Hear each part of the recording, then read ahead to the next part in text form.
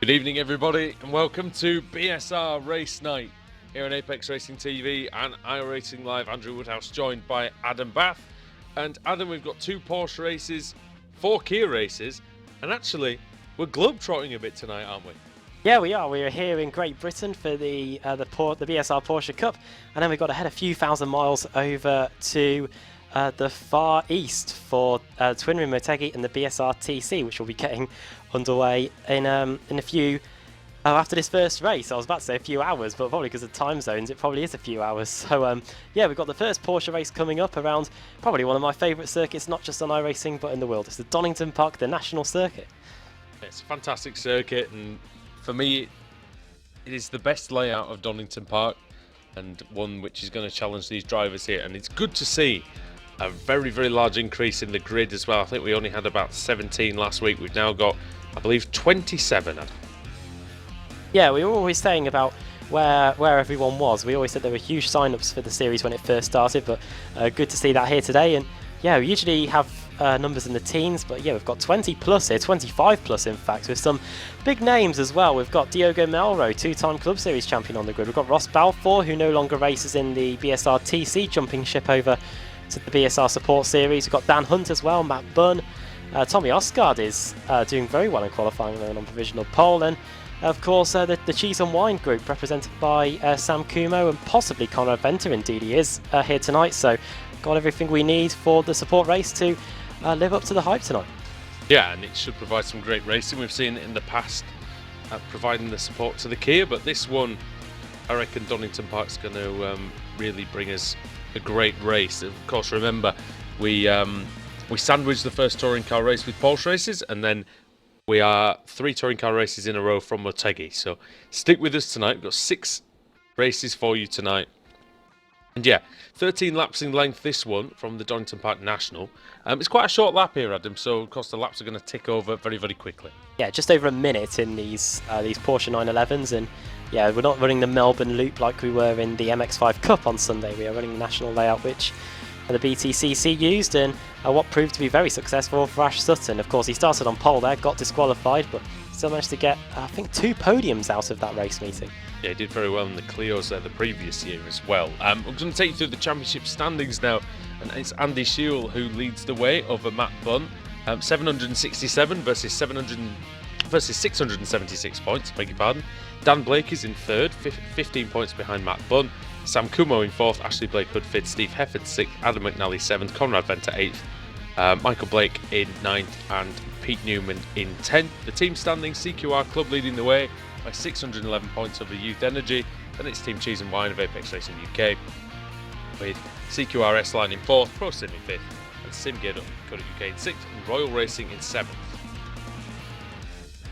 I was just finishing their qualifying session now. Simon Landemore coming up the final corner, up to the timing line, which is just about there, and comes over the line and does a 1:7.6, which I don't think is an improvement for the Pro Sim driver. No, it isn't. It's 6 tenths off his personal best. Interesting to see, though, that some of the drivers we usually see at the front, now we've got the big grid, aren't as near as the front as they usually would be.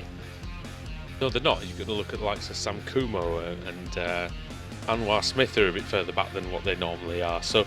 And Dan Blake even down in 13th. We've seen him much higher up the field in previous races, so hopefully they can make a challenge later on in the race and maybe bunk that poor qualifying position. Okay, so only through the grid then. Tommy Osgaard, car 66, starts on pole position, and Hunt, car 667, starts in 2nd. Matt Bunn in 3rd, 4th Christian Rose, 5th Josh Thompson, 6th is Pete Newman, 7th David White, 8th Lewis Bibby, who beat me around this circuit back in the BSR World Series. 9th is Andy Shield, up car 007, at it again, and 10th is Steve Hefford, 11th Adam McNally, 12th Josh Valentine, 13th Dan Blake won a Porsche race back at Watkins Glen earlier in the season, Adam Delmont 14th, Ewan Tyndall in 15th, 16th were Frankie Mayers, and then 17th Sam Kumo, 18th Michael Blake, 19th Simon Landemore, and 20th for Jason Greenfield, 21st Taylor Lane, 22nd Anwar Smith, Rick Scott 23rd, Conrad Venter, the last of the cars that set a time in qualifying, and then the car starting at the back, Ross Balfour making his BSR Porsche Series bow here today, Diogo Melro in 26th, and starting at the back in 27th place, it is Steve Richardson. I think I know where the disconnect comes from between some of the drivers falling down the field slightly. This grid is dominant, apart from Tommy Osgaard, is dominated by drivers who've driven in either the British Sim Racers Touring Car Championship or the old Kia Club Series, Adam, and that's what definitely tell that experience of running many races through there has helped. Definitely, yeah. You can definitely see a trend and a pattern here. We'll see what they get up to. Here we go. Ready for the start here at Donington Park. 13 laps of the national circuit. Begins now as the green light is on. It's a good start by Oscar. Off the front row, Daniel Hunt actually is drawing alongside into the braking area, but Oscar is through and clear. Then it's Hunt, then it's Matthew Bunn. In fourth position is, well, it's side by side between Christian Rose and Josh Thompson. Thompson goes in front. Then it's Newman, Bibby, and David White. Or is trying to be as courteous as they can, but it's not the quickest race, is it? In the BSR, it's not the longest race, I should say. So they want to get as many positions as they can in the early stages. Look at the dust kicked up as they go out of the old hairpin and up the hill. McLean's then up to Coppice. There's a car sideways. Who's that? Is it? I think it's Jason Greenfield. Yes, it is. Gone off the track there. The DuPont Porsche with the nationwide insurance on the car as well, dropping down the order. A poor start for Steve Hefford as well. I saw he was going off. Oh, and the 32's off, and that's Taylor Lane. Taylor Lane. That's helped. Frankie Myers is off as well.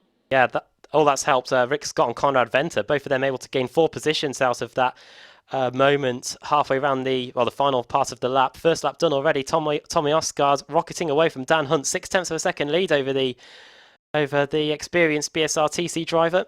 Yeah, it's good to see Rick Scott back actually on Apex Racing TV. Not seen him for quite some time, but Osgard, a great start from pole position. He's letting it all hang out through the old hairpin. If you can maintain this advantage as we continue on lap 2. You can do, really. However, you've got to be wary of the incidents. We had 20 in the MX5 Cup, so it wasn't really much of an issue on Sunday. But here we've only got 11, and it's a 13-lap race, so you can't afford to do that every single lap. Bunn's close, but yeah, you're right. As Matthew Bunn's making the challenge for second place, you've really got to be careful with these incident points. Bunn's got a good run into the final chicane here. Oh, he's out of control. Locks up. Able to slow it down in time. Very good there by Matt Bunn. Yeah, that is good because he could have easily ended up pile driving the car that was going across the chicane, although he nearly loses the car as he tries to come back onto the circuit. And I think that was Valentine that had to evade him there. Interesting there, because Matt Bunn, he didn't brake especially late. He broke before Dan Hunt, and somehow was able to lose the car. Of course, the rear brake, didn't he? I think again. All that at Barber, isn't it? Alex Simpson, our expert on Apex Racing TV, was telling us that the drivers can set it up so much the brakes are at the front that they've got really not much control over the rear. Yeah, and it's easy to snatch that rear brake if you have too much rear brake as well. So a fine balancing act in the Porsche. Well, these drivers would have been practicing in the Kia as well, and you can really jam on the brakes there. And maybe it's a bit of a shock when you get into the Porsche. That is part of it, isn't it? I think that the Kia is a car that you can really be compliant.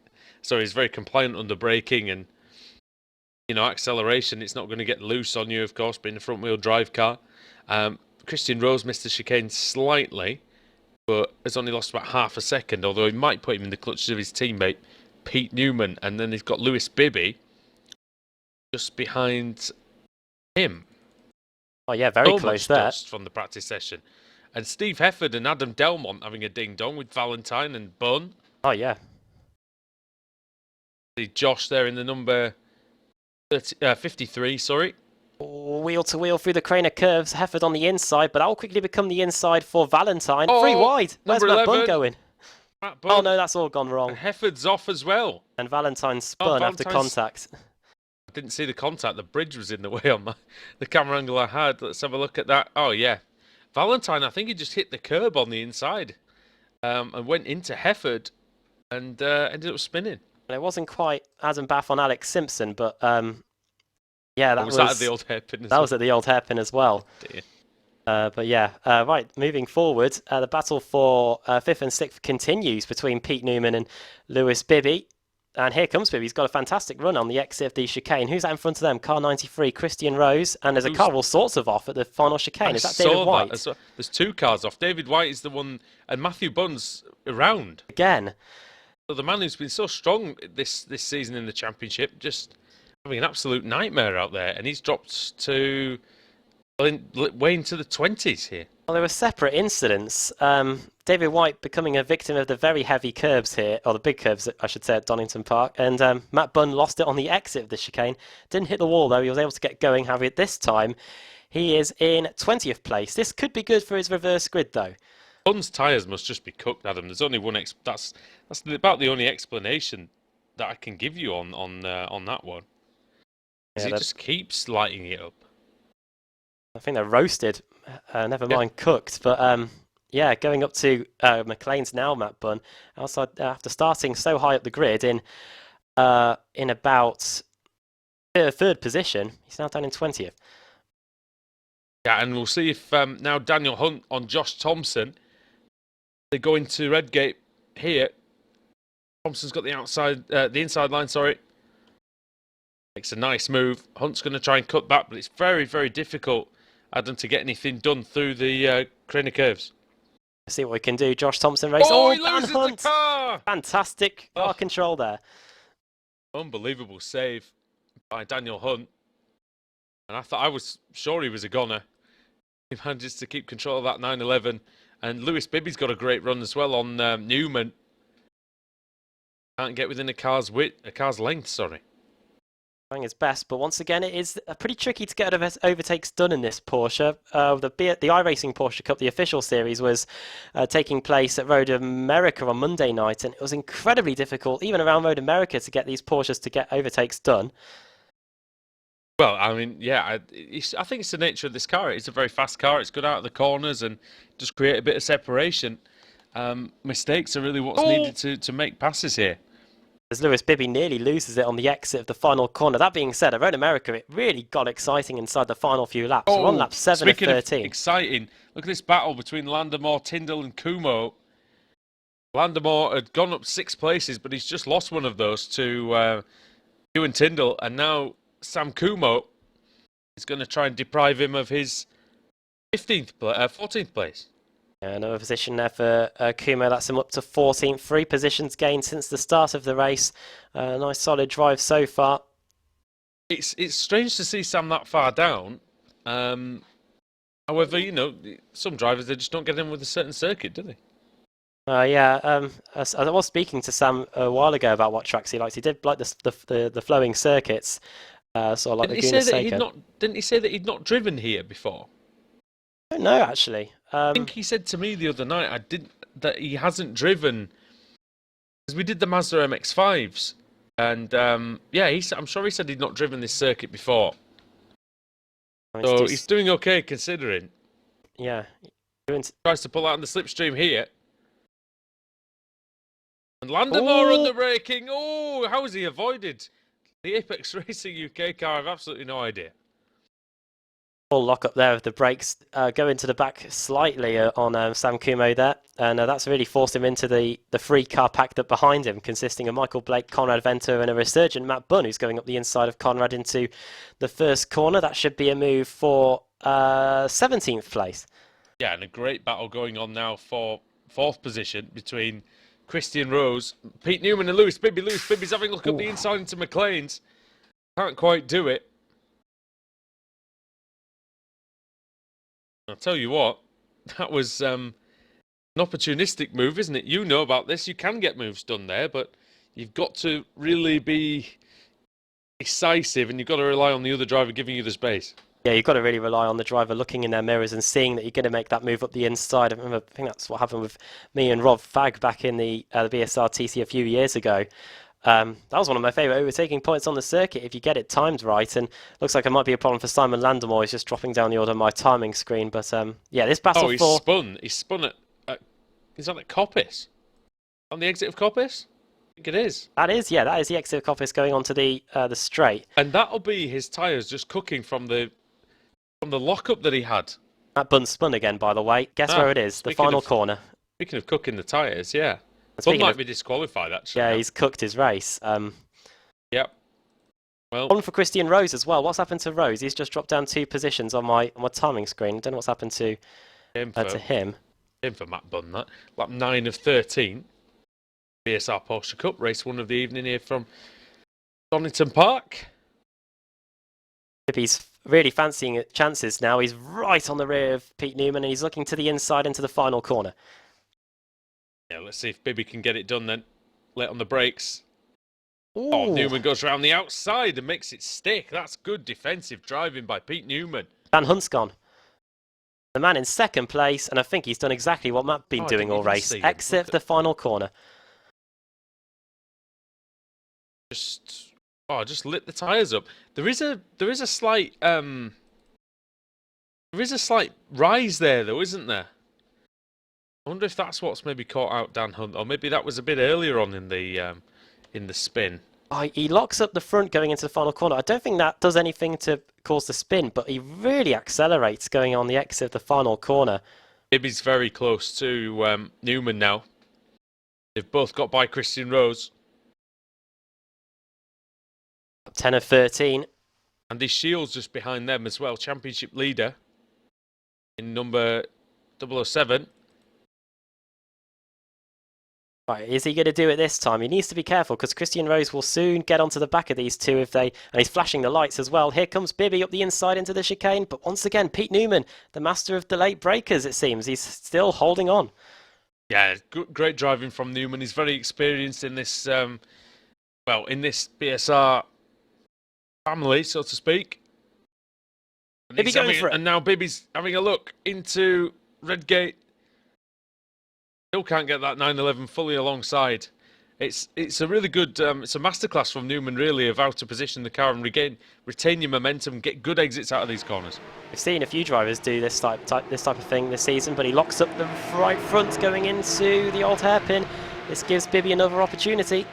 This exactly the same thing is happening to you, and there were many 4-letter words coming out, but at the moment there might be some 4-letter words here because Bibby is sideways, he's out of control, he hits Newman. Newman's around, and Newman will not appreciate that, I will be sure of that. Rose up the inside of Bibby though. Rose trying to catch Bibby unawares, maybe while he's got overcooked tyres, and Bibby gets the exit right. Andy Shields lurking as well. And he's leading the standings. Rose thought about diving up the inside. He doesn't, Rose nearly loses it, and that causes Shield to check up. Great action in the BSR Porsche Cup. Onto the penultimate lap then, car 4, Adam McNally doesn't know where to go. Shield up the inside of Rose then, he's going to get it done, the championship leader. Turns in though, Christian Rose. Contact. And that's going to allow McNally. Thank you very much guys, I'll take that 4th place, car 4 in 4th.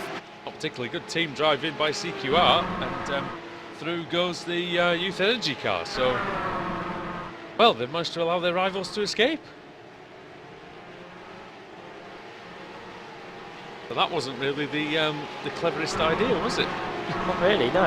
Usually it's the... And the side-by-side again, look. It's in the rule book, don't hit your teammate. Shield finally through. That's him into the top 5 now after starting in a 9th.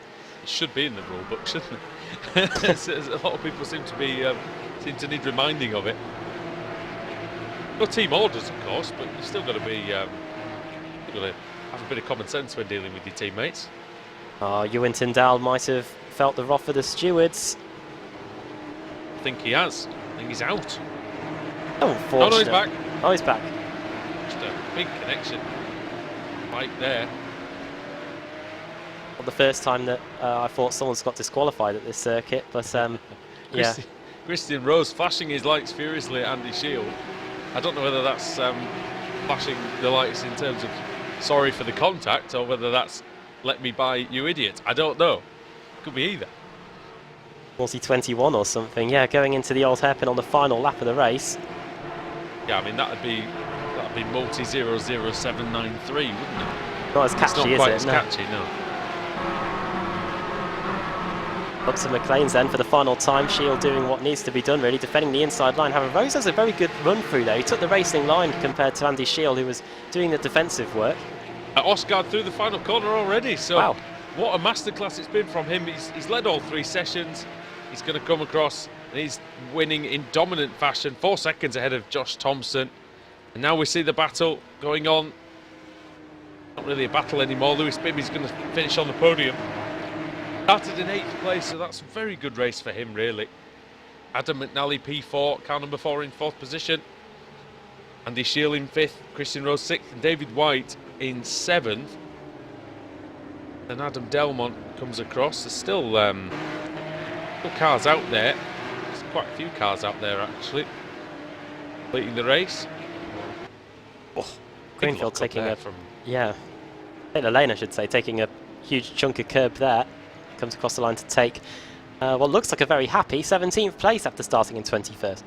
Frankie Myers had a spin earlier on and went down from the 16th place that he started it. And Rick Scott and Simon Landemore should finish our runners. There goes Rick Scott flashing the lights away.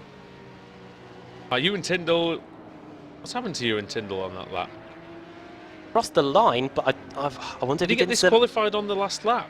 He crossed the line. I saw him cross the line, but I wonder if he didn't serve a slowdown penalty in time or something. Because he's been docked a few. Yeah. Been docked quite a lot of time then for that, hasn't he? That's 50 seconds or so. So right then. Yeah. Right then, we better get onto the reverse grid because the BSRTC waits for no man. And they'll take us through the results. Okay, we'll quickly do that. Tommy Oscar takes the win. 2nd, Josh Thompson. 3rd, Lewis Bibby. 4th, Adam McNally. 5th, Andy Shield. 6th, Christian Rose. 7th, David White. 8th, Adam Delmont. 9th, Pete Newman and Dan Blake running at the top 10.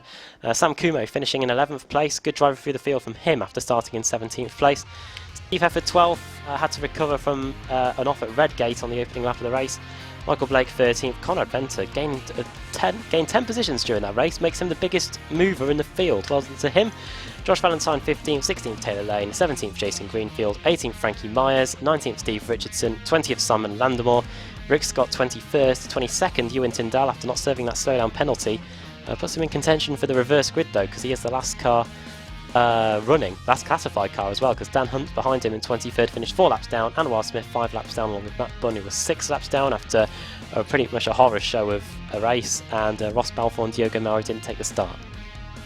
Right then, onto the reverse grid, and James is going to spin the wheel for us, and you'll be able to tell us where that will land. So, who's going to be on pole position for race 2?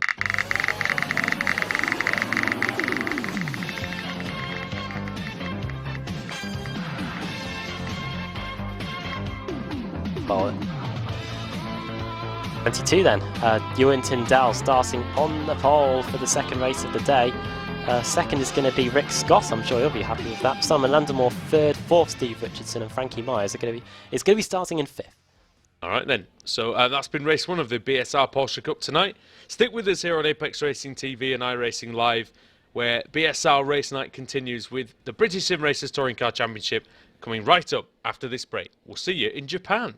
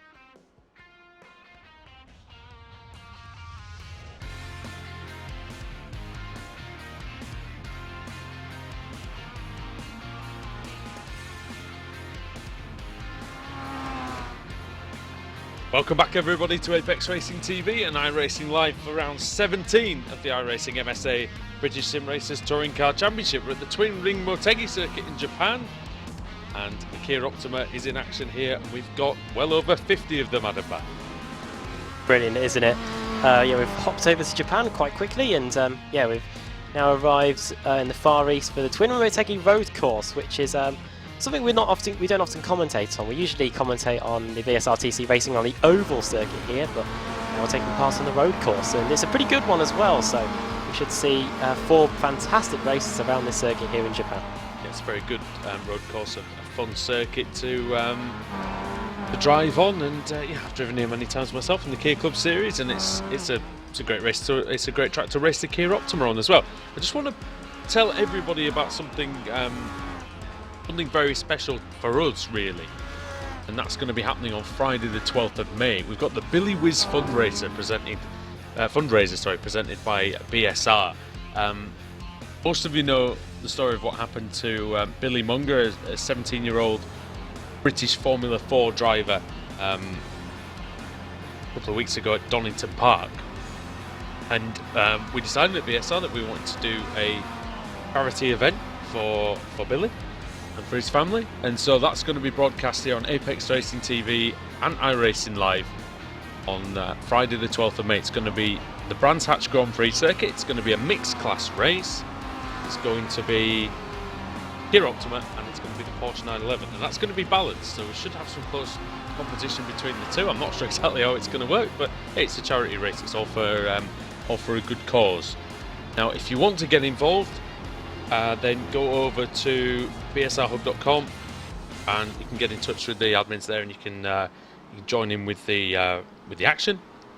And the qualifying session will be getting underway at 7:50 p.m. UK time, and that's Friday the 12th of May. And Adam, that is going to be it should be a fantastic night, and it's for a brilliant cause, isn't it? Yeah, here, and hopefully we are able to put on a good show and race. And raise some money for Billy Munger, and we saw how much the reaction was to that crowdfunding page that was set up after the accident, and yeah, hoping to do our bit as well, and yeah, looking forward to that in just under 2 weeks' time. Yeah, we're hoping to have some guest drivers as well along the way, so I'm going to be tight-lipped for now about who they are, because that'll be announced in due course. But yeah, I'm going to be racing for Billy in 2 weeks' time on Friday the 12th of May. So that's going to be really, really good. But on to tonight's action then in the BSRTC, and we have a very welcome and somewhat surprising pole sitter, Adam, at the moment. Why isn't he in 6th? Yeah, it's David Baker currently. He was 6th in practice. He was 6th in practice, but he thought he had to. He'd achieved that milestone. He might as well go for it. Go for that. So, but yeah, he's currently on pole position. What an effort from Colin Cunniff, currently 4th as well. And we'll run you through the championship standings as well as we go into this race meeting. David Baker leads the way after 4 race meetings. Selin Chepelevsky 2nd, Nicole Foggy still doing a fantastic job in the newly named NLR team. New Line Racing? Northern Lights Racing. Oh, Northern Lights Racing. Then it's Michael Holden 4th, then Jake Blackhall in 5th, Privateer apparently. 6th is George Simmons, 7th Sven Glatzel. 8th is Paul Smith after that remarkable victory at Barber last week. Then it's Dan Craft 9th and Richard Gore rounding up the top 10. Then in the AM standings, it's Nicole Foggy leading Rob Graham, Matthew Keever 3rd, Stuart Atkinson 4th, John Roberts 5th, Roy Ververke 6th, Stephen Baxter 7th, Law Murray 8th, Frost McFarlane 9th, and Jamie Ayres 10th. And in the team standings, it's still CQRS line leading Apex Racing by 326 points, then ProSim 3rd, EQR Race Hub in 4th. Then 5th is Boosted, 6th Fanatec, 7th Automech Knock Hill, ahead of Alphalatech, NLR, Sim Gear, Automech Performance, and then GT Omega in 12th. One major driver change that we've got a couple of driver changes to announce. Ross Balfour no longer in the series with Sim Gear, and neither is Jackie Lotterman, and replacing them is the team principal, Stefan Hoogs. And he's a former title challenger in this series, currently sat in 16th place in qualifying. It's always good to see Stefan back. He's a hard racer and a very, very good driver. He could be a showdown contender if he does contest the rest of the season. Yeah, we saw how much pace he has even when he just turns up for the off week. 2 years ago, I think I remember him turning up at Silverstone, had a fantastic battle with Season 4 champion Jamie Rushworth at Silverstone, and yeah, came close to taking the title away from Wojciech Savidovic back in Season 6. We'll see what he does here. He's starting alongside Paul Smith in 16th place. Yeah, he is, and well, it's a big old field, this, isn't it? I don't think you're going to be able to get through this whole thing. Should we just pick out some selected drivers, Adam? Yeah, okay. Yeah, Baker. We'll do the top 10 first of all. Baker and Cheppy, then Ferreira, Cunniff, Kraft, Hackerson, Hall, Smolensky, Melrose, Foggy is the top 10. Yeah, and then just pick out some names. There's so many good names out here. It's very difficult to just pick a couple, but got like we said, Stefan Hug in 16th, former champion Kip Stevens in 19th, Newman in 21st. Stuart McFadden in 27th. Frederick Rasmussen, Wojciech Savidovic, Sven Glatzel, Pete Harrod, Rory Butcher. That's a big sort of group of very, very good drivers who've all been sent to the back for infractions. That's going to be something to watch, isn't it? That's almost like they've done the reverse grid for us for this first race. And whereabouts are they going to be starting on the track? They're going to be starting all the way before we even get to the final chicane. So, if you good want, luck, guys. If you want, you can keep an eye on that, and I'll keep an eye on the front. At least for the first lap, and maybe see if there's anything crazy goes on. Ash Sutton as well. Wow, this is going to be Sutton good. as well. Oh goodness. All right then. Going to be madness. Good luck, everybody. Round 17 of the iRacing MSA British Sim Racers Touring Car Championship. It's underway as the green flag flies here at Twin Ring Motegi. It's a good start from the pole from Baker. And it's an excellent start from Cunniff as well. He's already passed Ferreira up into 3rd place. Cunniff's trying to take the wide line down this double apex right-hander at turns 1 and 2. Everything clean at the back? Everyone being very well behaved. That'll last precisely one race as it normally does, I think. Daniel Kraft in number 3 up into 4th position. And already past Ricardo Ferreira, so 2 CQRS line cars in the top 4. As side by side just behind them is Michael Hall and Ben Hackerson. This is a battle that's been forged many times, and is there an accident at the back? Someone's over, can't work out who it is. Over? It was Michael Blake. He's back on his all fours though, and he's on his way again, but it all bunched up going through those that double apex left-hander. Sven Glatzel, I think Sven Glatzel might have started from the pit lane, Adam, as well, because he's a long way down in the he's a long way down on the track. Ashley Sutton and number 27 Scott Malcolm going side by side. What a start by Sutton. We're not too surprised about that though, really, are we? No, 49th up to, well, my timing screen says 34th, so brilliant start. That's by less than half Sutton. a lap. It's ridiculous. By the way, Michael Blake heading into retirement. The car's absolutely wrecked after, well, for good reason, after rolling over. But yeah, drivers on their way towards the section where we go under the oval. That's going to make his race meeting very, very difficult, of course, because he won't be aided by the reverse grid. He'll have to start from the very back of race 2. We see how big this field is. We can see just how much Stelian Chepelevsky is now pushing to try and get past David Baker and try and wrestle the lead away from the Season 7 champion. Onto the front straight we go then. It's CQR versus Apex. Battle we're going to probably see all season. And then Sim Gear in 3rd with Colin Cunniff. Great to see Colin right at the front of the field here going into the first corner. BSRTC stalwarts from recent years. Look at it fanning out in the background. It's 4 or 5 wide near the back. I can't even see who's involved. There's so many cars there. I think it might be Wojciech Savidovic is one of them. He's just got ahead of one of the Alfa Tech cars. That's number 25, Matthew Keeber. Ashley Sutton up to 34th position. Yeah, he's behind Matthew Keeber now. Ash Sutton going into turn 2. Nearly lost the car actually under braking as well. Did Sutton, and Keeber goes wide, Sutton goes through. And he's following Wojciech Savidovic through very, very nicely indeed. Just in front of them, number 49, 25th position, Max Wright, side by side with number 47, Jack McIntyre. McIntyre, who did pretty well last week at Barber Motorsports Park. Indeed. Having a little look at the inside into this quick S-bend. Max Wright, who's improved a lot Driving for the Automech team, there's a bit of contact there, and number 52, Adam Hadfield's looking to take advantage of that. Oh my word! He nearly collects Savidovic and Sutton on his rejoin. Who? Car 51. That was the fan at car 51. Fan at Alex Everett. Yeah. That's Everett down to a long way down, 36th place now. But Sutton and Savidovic going into battle, two of the best drivers in the series, and Savidovic is through. Sorry, Sutton through into 30th place now. Yeah, looking back at the front, it's still Baker who leads by an absolute fraction over Stelin Chepelevsky being second. Then it's Colin Cunniff with the Scottish on his roof.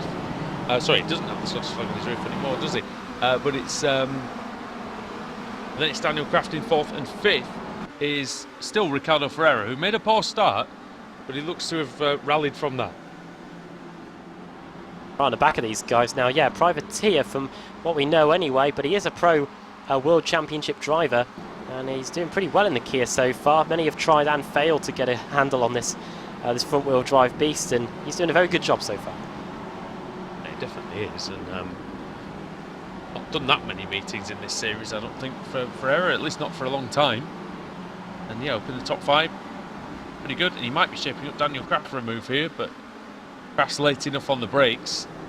He just manages to stave that off for at least another couple of corners. Nico Foggy continues his fantastic season, currently in 3rd place overall in the standings and leading the AM category. He's up in P10, and we interviewed these boys last week, didn't we, Adam? And well, they're aiming for the showdown, aren't they?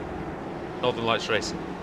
Yeah, their position in the team standings doesn't really reflect how good of a season it's been, as up the inside of Stelin Chepelevsky goes Colin Cunniff, nearly gets it through, and a little bit of a lock-up there by the Apex car, and that's allowed Daniel Craft to get right onto the back of Colin Cunniff. But yeah, they'll be hoping to get up the team standings, and they're doing a very good job in the AM and the Drivers' Championships, so hopefully they'll to continue that form as the season progresses, of course. A long way to go.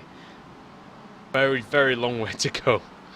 And these drivers know that, and I think that's why we're getting some fairly well-behaved action out there at the moment. After looking at the inside a little bit, they're going into this 90-degree right-hander. Wojciech Savidovic, Adam. He stopped. Top Wow. car. What has happened to the two-time champion? The reigning champion, the 2-time champion. I will try my best to find it for you, but it's going again. Again, Wojciech Savidovic. So I wonder if that was just a massive slowdown or something. Because he is back up and running, but I believe he's in last place. Or if he's not in last place, he's very close to the back.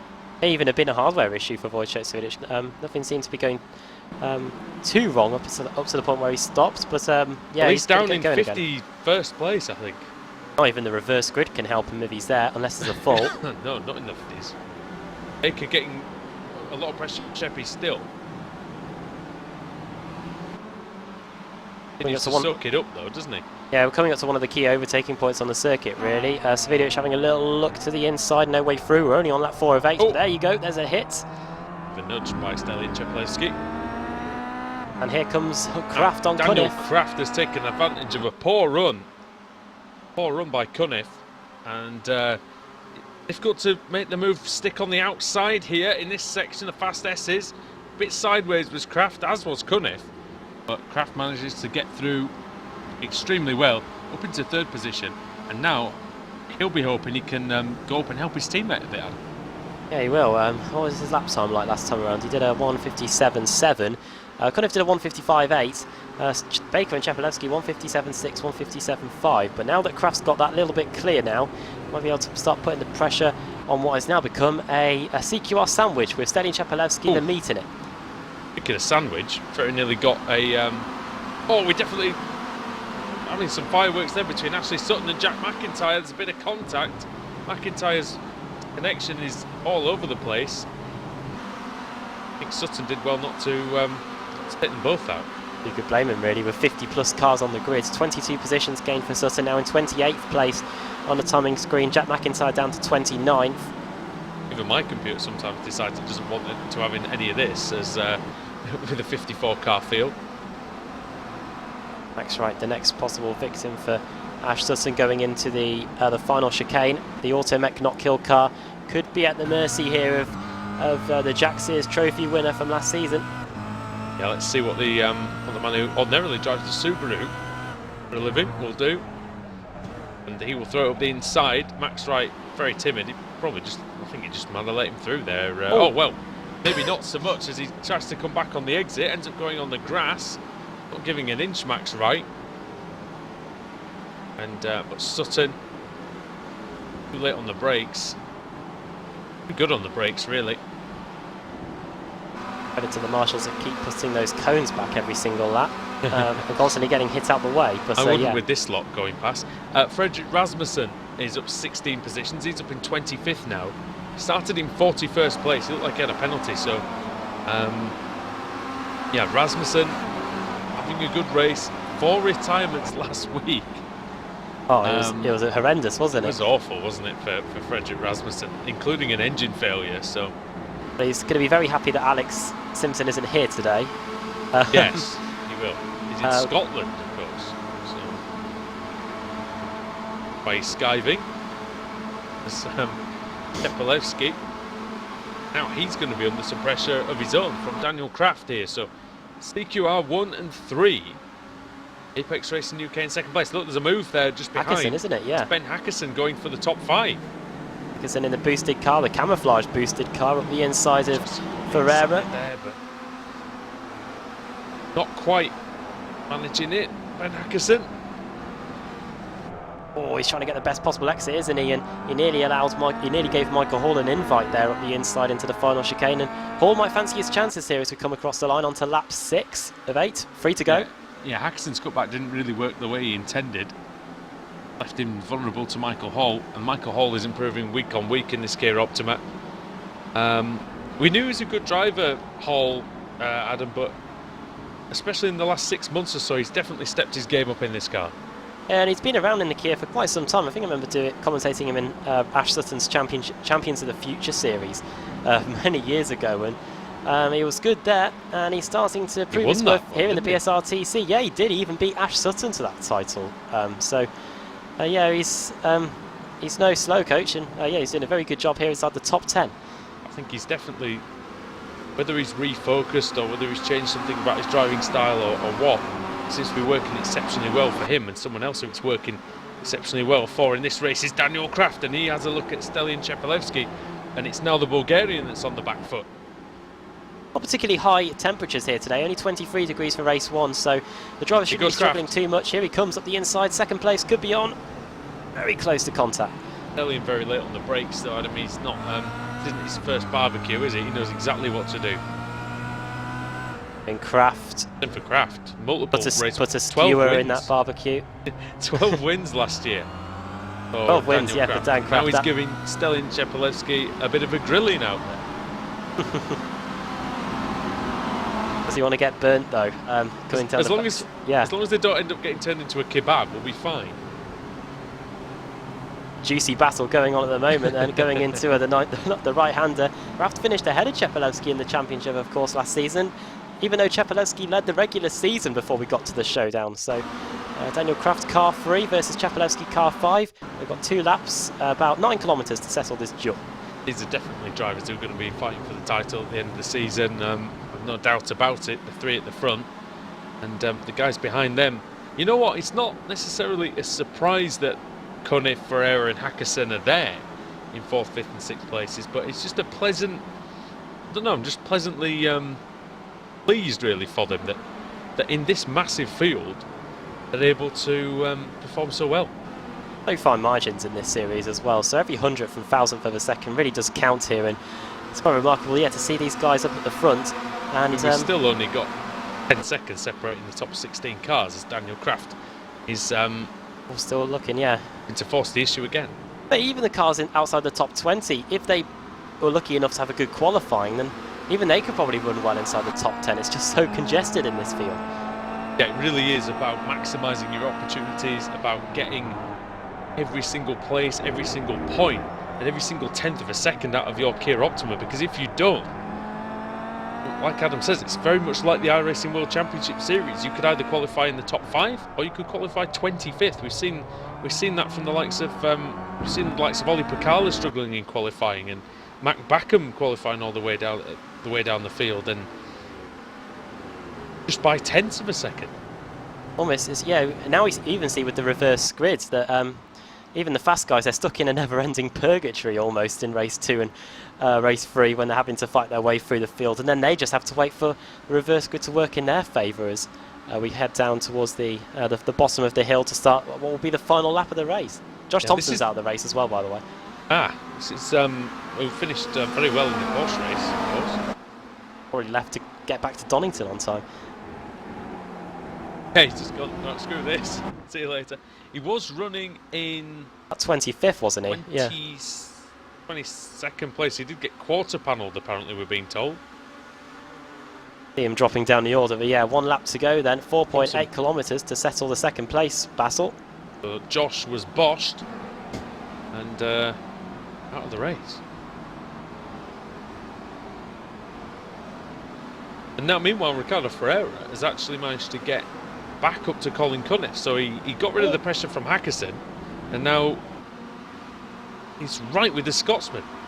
These two battles then to settle the best of the rest and to settle second place. Dancraft did get into the back of Chapelewski going through turn 2.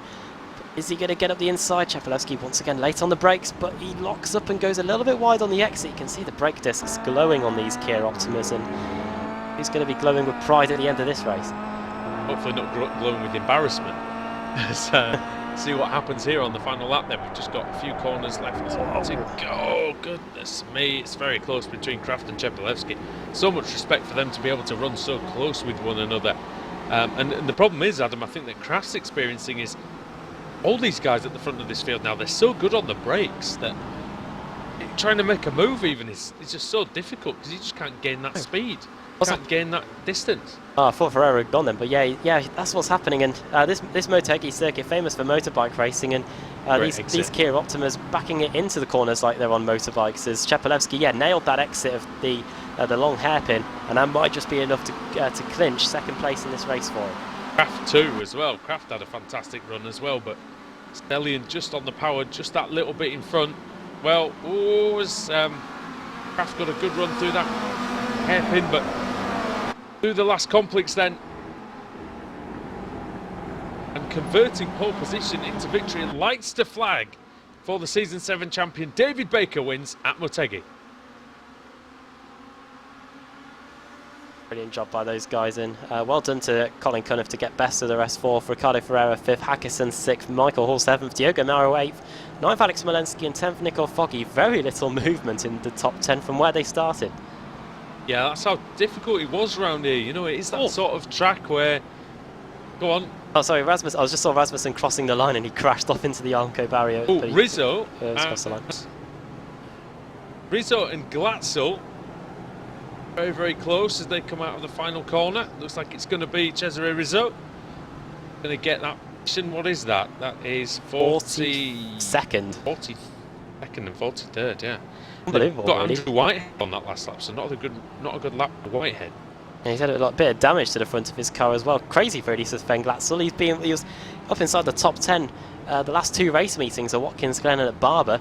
Didn't didn't gain any positions during that race. Started 43rd and finished 43rd. And if we have a full, it will be Wojciech Savicki.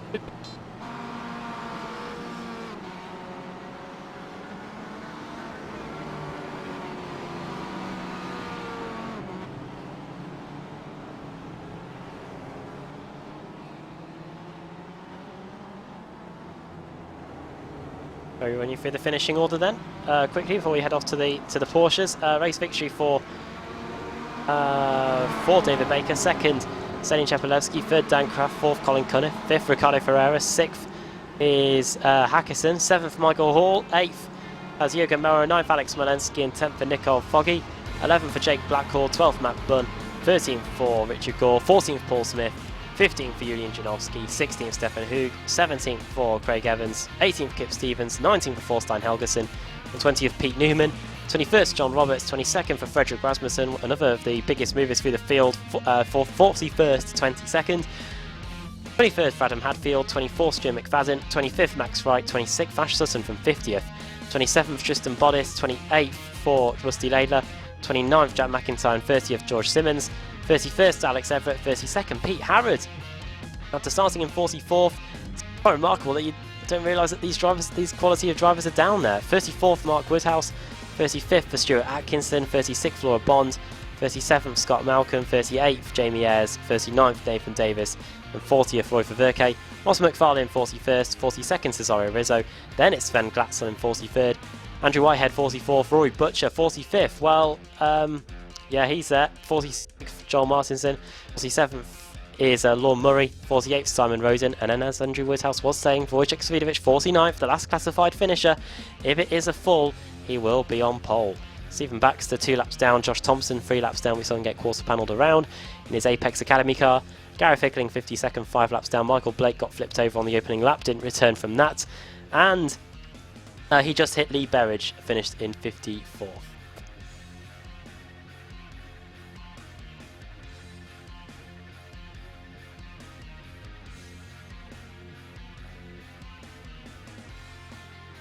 Andrew Woodhouse, I think we might have...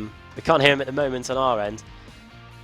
Might get him back in time for the Porsche race, but first we've got to set the reverse grid for the second race of the BSRTC, which will be coming up after race 2 of the Porsches. So let's get the wheel spinning for race 2.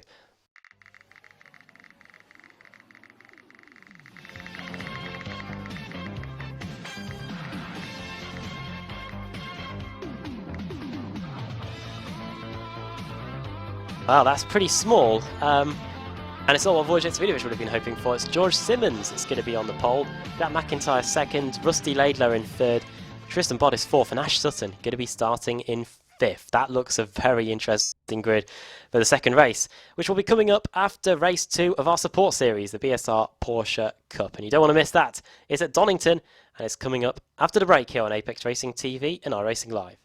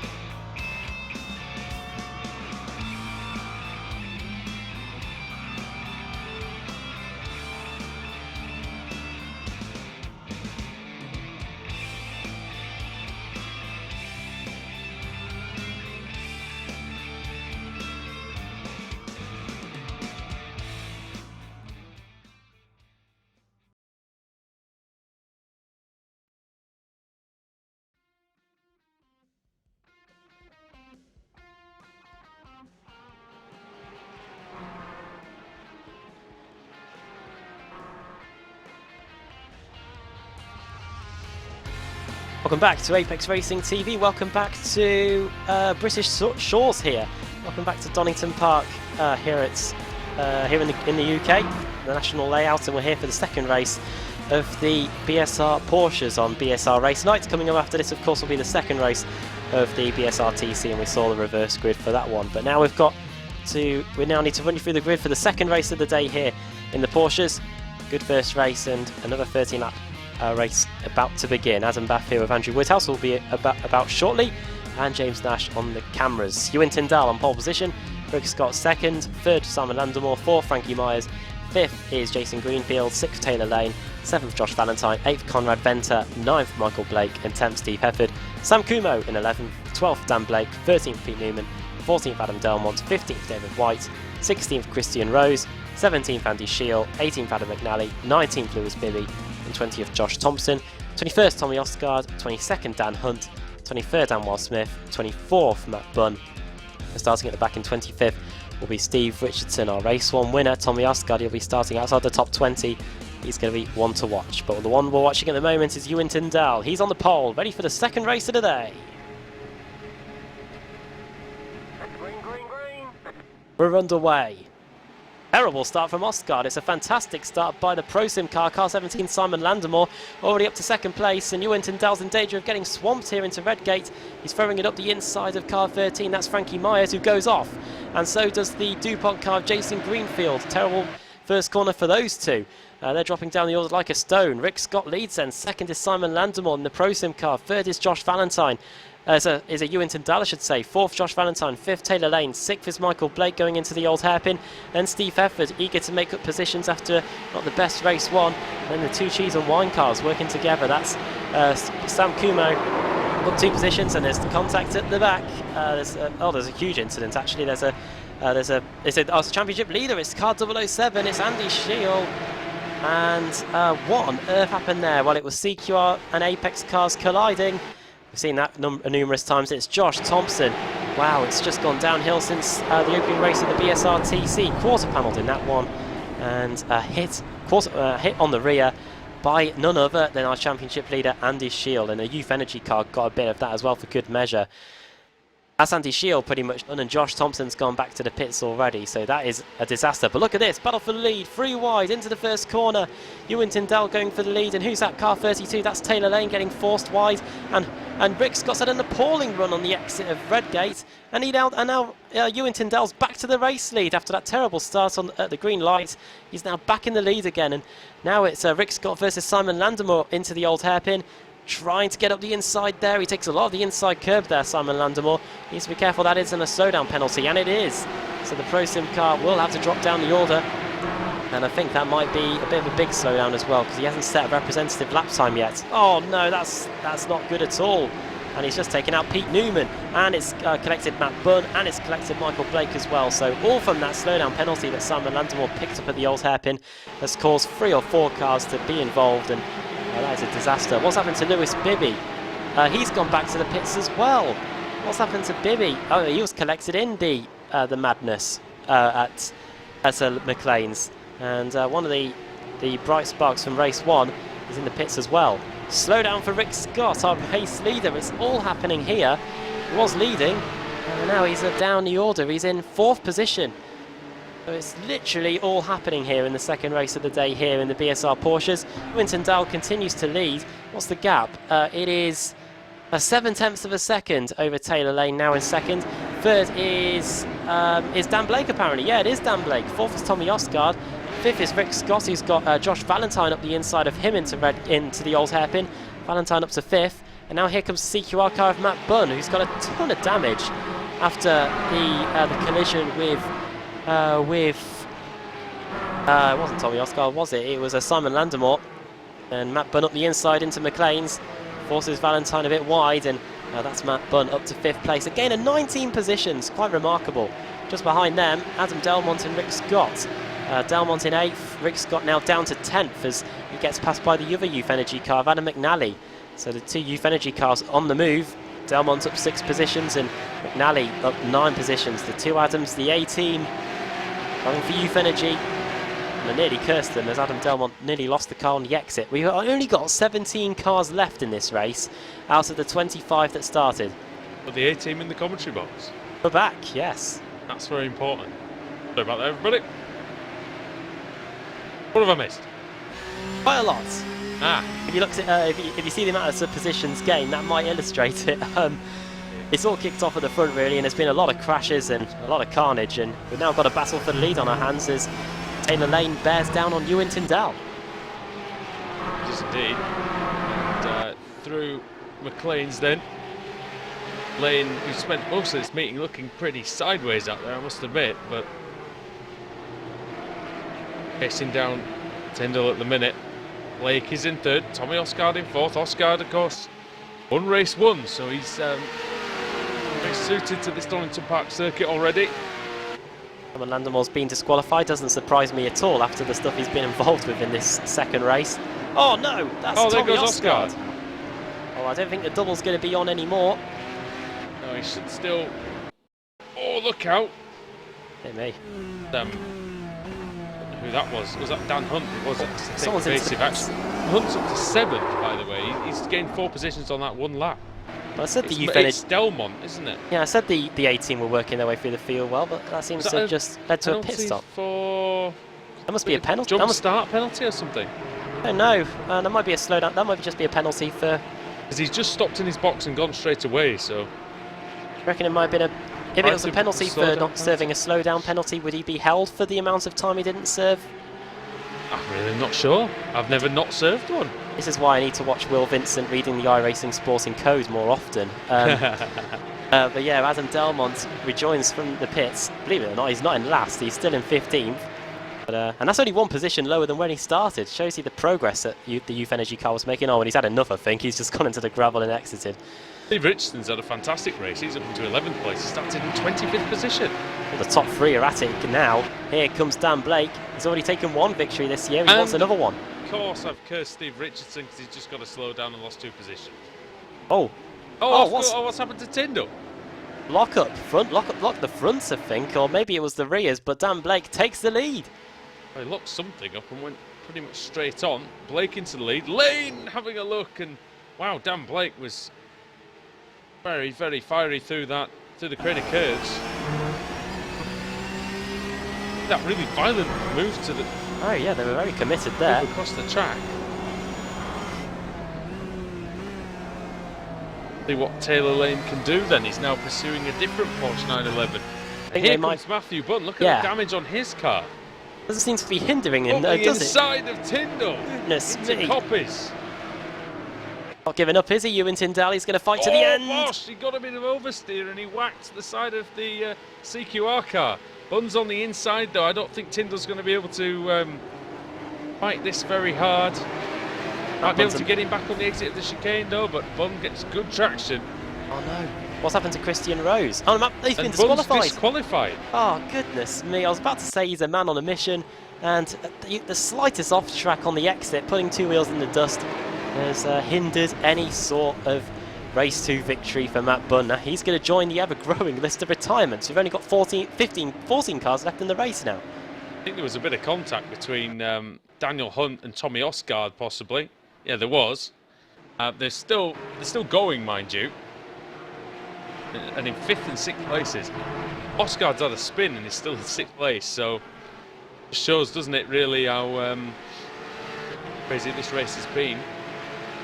I don't really have even time to go back and watch it. I'll have to watch it like everybody else on the broadcast at some point. Well, top 10 then. Dan Blake leads Taylor Lane by just under a second, 9/10. Then it's Ewan Tyndall in 3rd. 4th is Josh Valentine. 5th is Dan Hunt, who's got Tommy Osgaard for company. Will you be doing a Le Mans IMSA style carnage video? Oh, could do. This one, was there enough? Of course, on camera, I think so. I'd like to see how much James Nash, our cameraman, was caught on. More like you've been framed. Anything else? But unfortunately, these drivers won't be getting 250 quid sent to them. No, they won't. No, they'll be getting sent to the repair yard, I think, for the next race meeting. Yeah, they'll be sent to the back of the grid with some of them for the for next week. Sam Kumo up in the top 10. Like I said, I don't know how much practice he's managed to get in on this circuit this week, because I believe he is a newcomer to this track. It's surprising really that he is, but because he is a former iRacing IndyCar champion, but I don't believe the IndyCar ever came to this circuit. No, yeah, the Donington Park's a relatively new addition. I think it joined just after I joined the iRacing service, about summer 2014 or something. So Yeah. hasn't been around too long, only 3 years. And yeah, what a track though. And Sam Kumo learning the ins and outs of that circuit at the moment, up in 10th place, another top 10. It is one of those though that you come to for the first time and you're absolutely hopeless when you don't know the circuit, and it takes a while to really gel with it. But once you know it, because there are some different lines, aren't there? There are some interesting, some interesting techniques need to be used around here every now and again, I think. Almost best not to attack that final chicane. And I think for a corner like McLean's, you see loads of different lines there. Oh, Venter and Richardson on our screen. Yeah, I just saw Richardson a bit slow out of the final chicane. And through goes Conrad Venter up into 12th position. Still a great race for Richardson though, still up 12 places from where he started. Ewan Tyndall's up to second. Lane's been off at McLean's, and he's just lost. Who's he lost out to? Just to Tyndall, I think. So still third for him. Osgaard now right on the back of Valentine. Josh Valentine under pressure, not deciding to defend the inside for the chicane, not needing to defend it either, because Osgaard didn't even try to make a move there, which he may have a look into Redgate though. He's got a good run. Here he comes. He's having a look. He's going down the inside. He's late on the brakes, Osgaard. Taylor Lane, we say that the drivers have their brakes put to the front. I think he's got them all the way to the rear. The right front of that Porsche 911 is getting locked up constantly. It's almost as if he's got a flat spot on it. Yeah. And Valentine off. And through goes Daniel Hunt. 5th place, Dan Hunt now. Josh Valentine down to 6th. Pretty close between Rose and McNally for 7th as well. So it's Pretty the close. other battle really out there. All Taylor Lane's going to be done here, I think, by Tommy Osgaard. I think it's a bit too late to get 2 race victories for Tommy Osgaard. The gap to him and Dan Blake is 4 seconds with 3 to go. Oh, he half defended, then he left the door open. Osgaard doesn't decide to try and kick the door in. Paulie, here he comes. But he does a fantastic exit. Beautiful drive out of that chicane. He's on the dirty part of the track until the racing line makes its way over. Osgaard, how late is he going to brake? What's he going to risk? Not a great deal, because that was a very, very tidy move. And with 3 laps to go, he's got every chance of maybe finishing second in this one.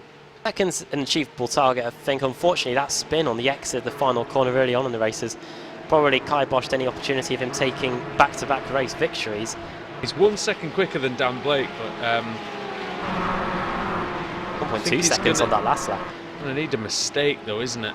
I think from both the drivers in front really, as Osgaard slides it. Oh, and speaking of sliding, Daniel Hunt going rally cross on the outside of McLean's. It'll be close though. 1.9 seconds will be. I'll see what the lap times are like when we get to the line, but I think I think Tommy Osgaard might need 1 extra lap. He probably wishes there were 14 laps and might have been able to get there. I don't think he's going to get them both in 2 laps.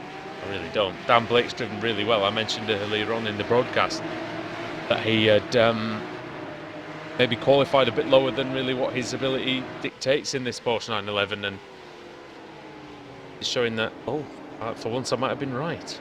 Another lock-up from Ewan Tyndall, and yeah, Dan Blake locked up big time as well. Never won a BSR race until Watkins Glen 2 weeks ago. Very happy about that one, and could be on for 2 wins in a season here. That'd be great if you could do that. As here comes Osgaard. Osgaard stalking Ewan Tyndall, and he's through under Starkey's bridge, and that's very good from Osgaard. Don't know what Tyndall. Don't know if he was slightly offline, Adam, maybe where he couldn't apply full throttle.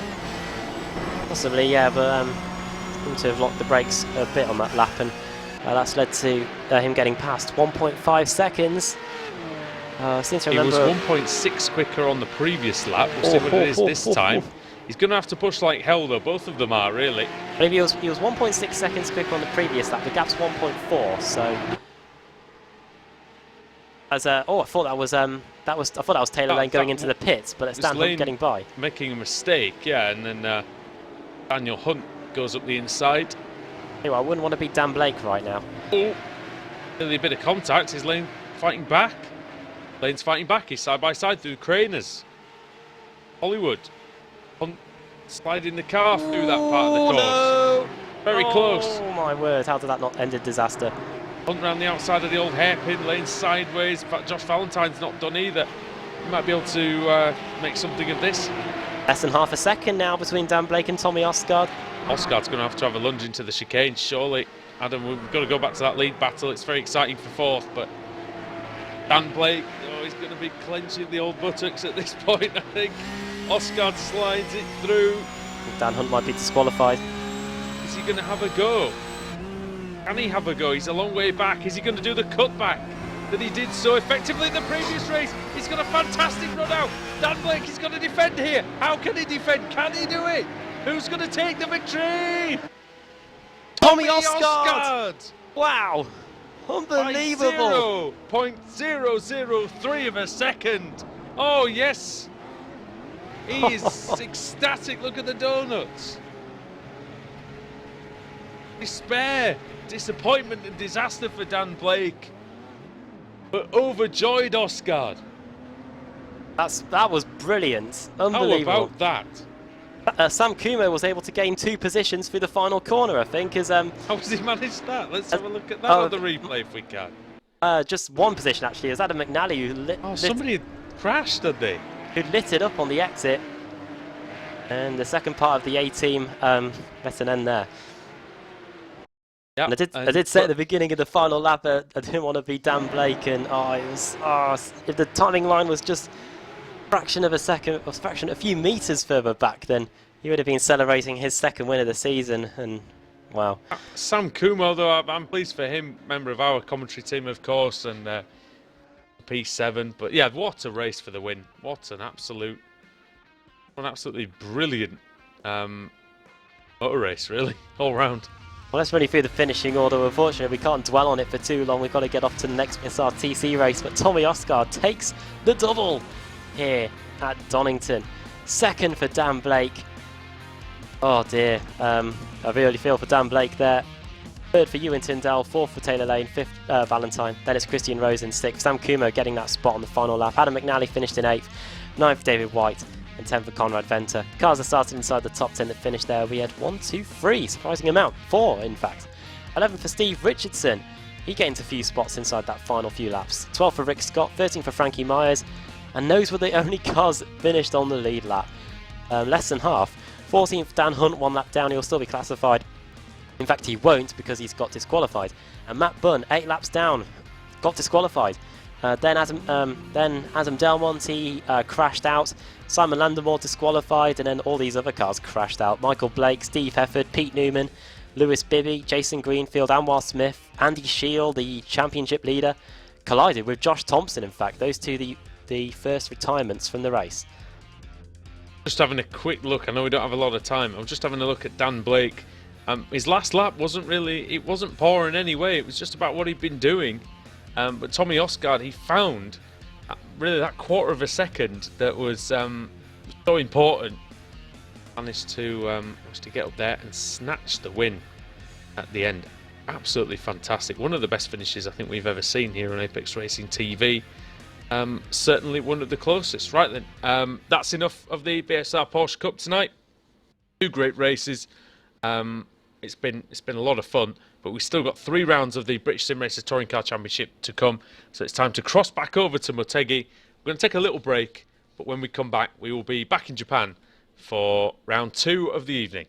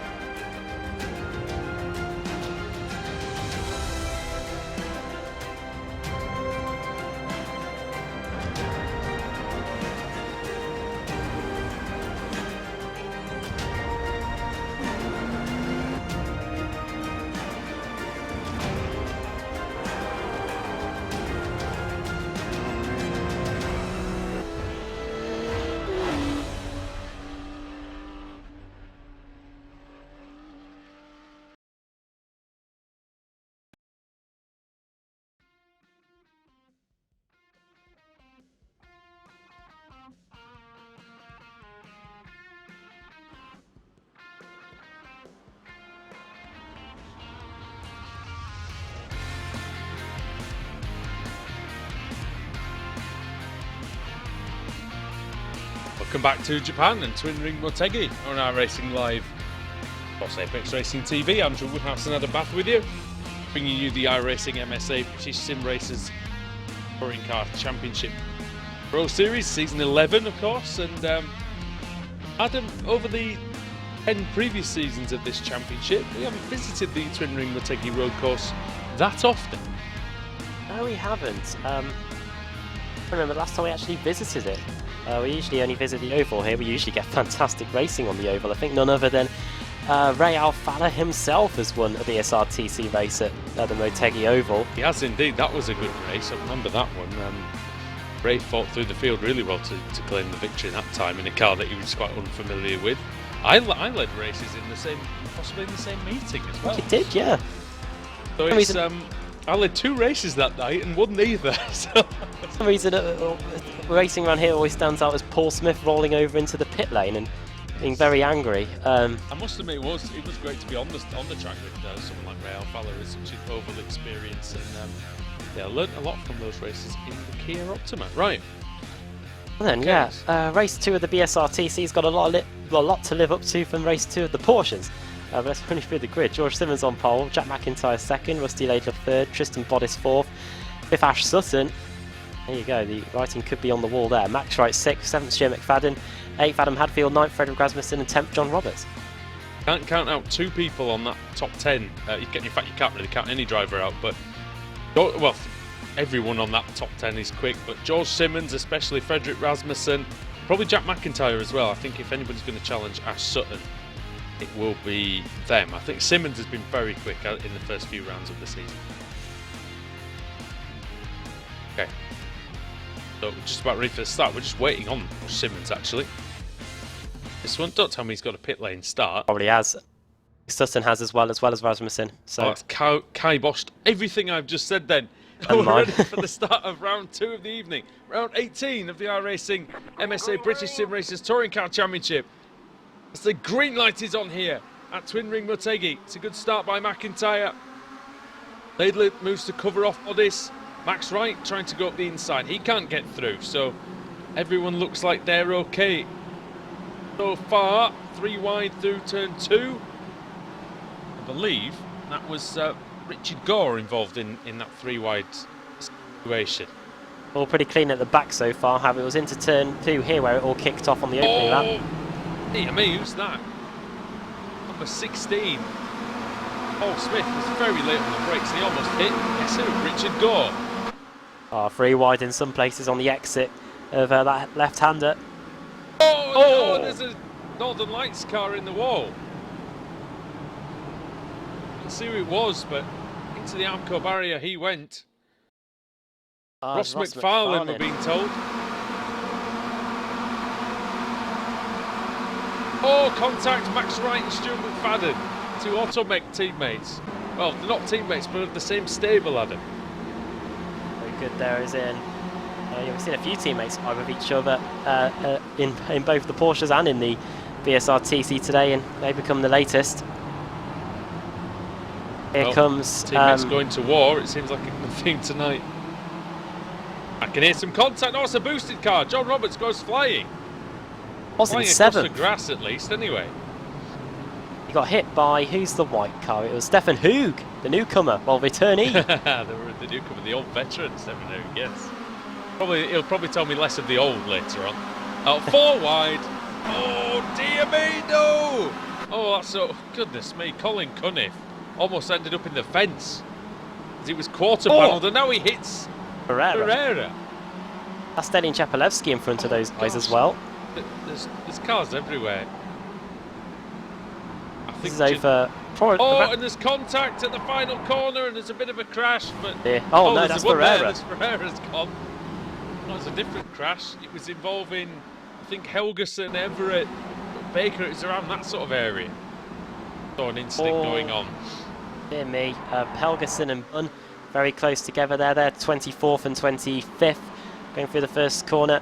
And, by the way, there is a great race going on, miles off the pace for 50th place, and that is, guess who?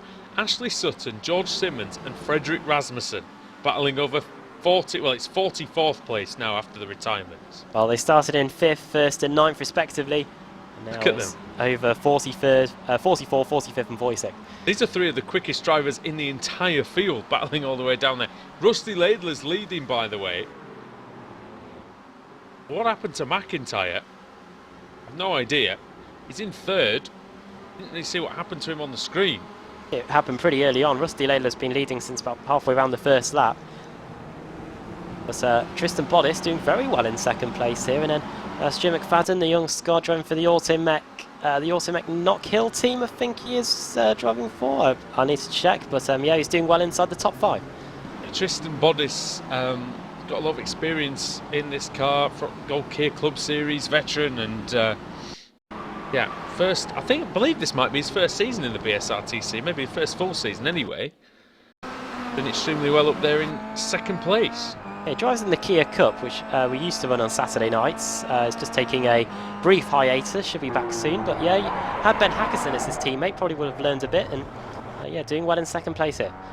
Yeah, so Bodice has always been a good solid driver, but it looks like he's added that bit of extra pace now that maybe he's going to need. Stuart McFadden's always, seems like he's always had that pace in the Kia Optima, and he's up into 4th position behind Jack McIntyre.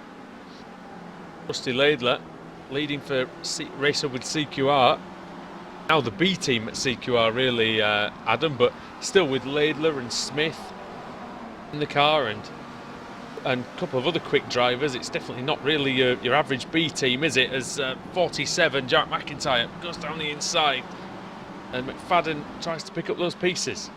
And of course, even though it's the B team, they still will be receiving the help from none other than Mr. Ash Sutton. So yeah, they're doing a good job at the moment. As here comes McFadden up the inside of McIntyre, no way through there, and fun to see that once the first few laps died down, not too many overtakes are starting to happen. The drivers are going to have to get inventive here.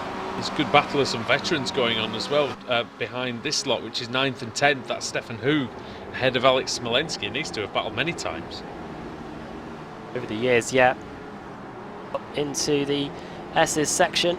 Hoog will be happy with this top 10. He was only racing on about an hour's notice tonight. One of his drivers quit about half an hour before the meeting. All very close there to contact between the two.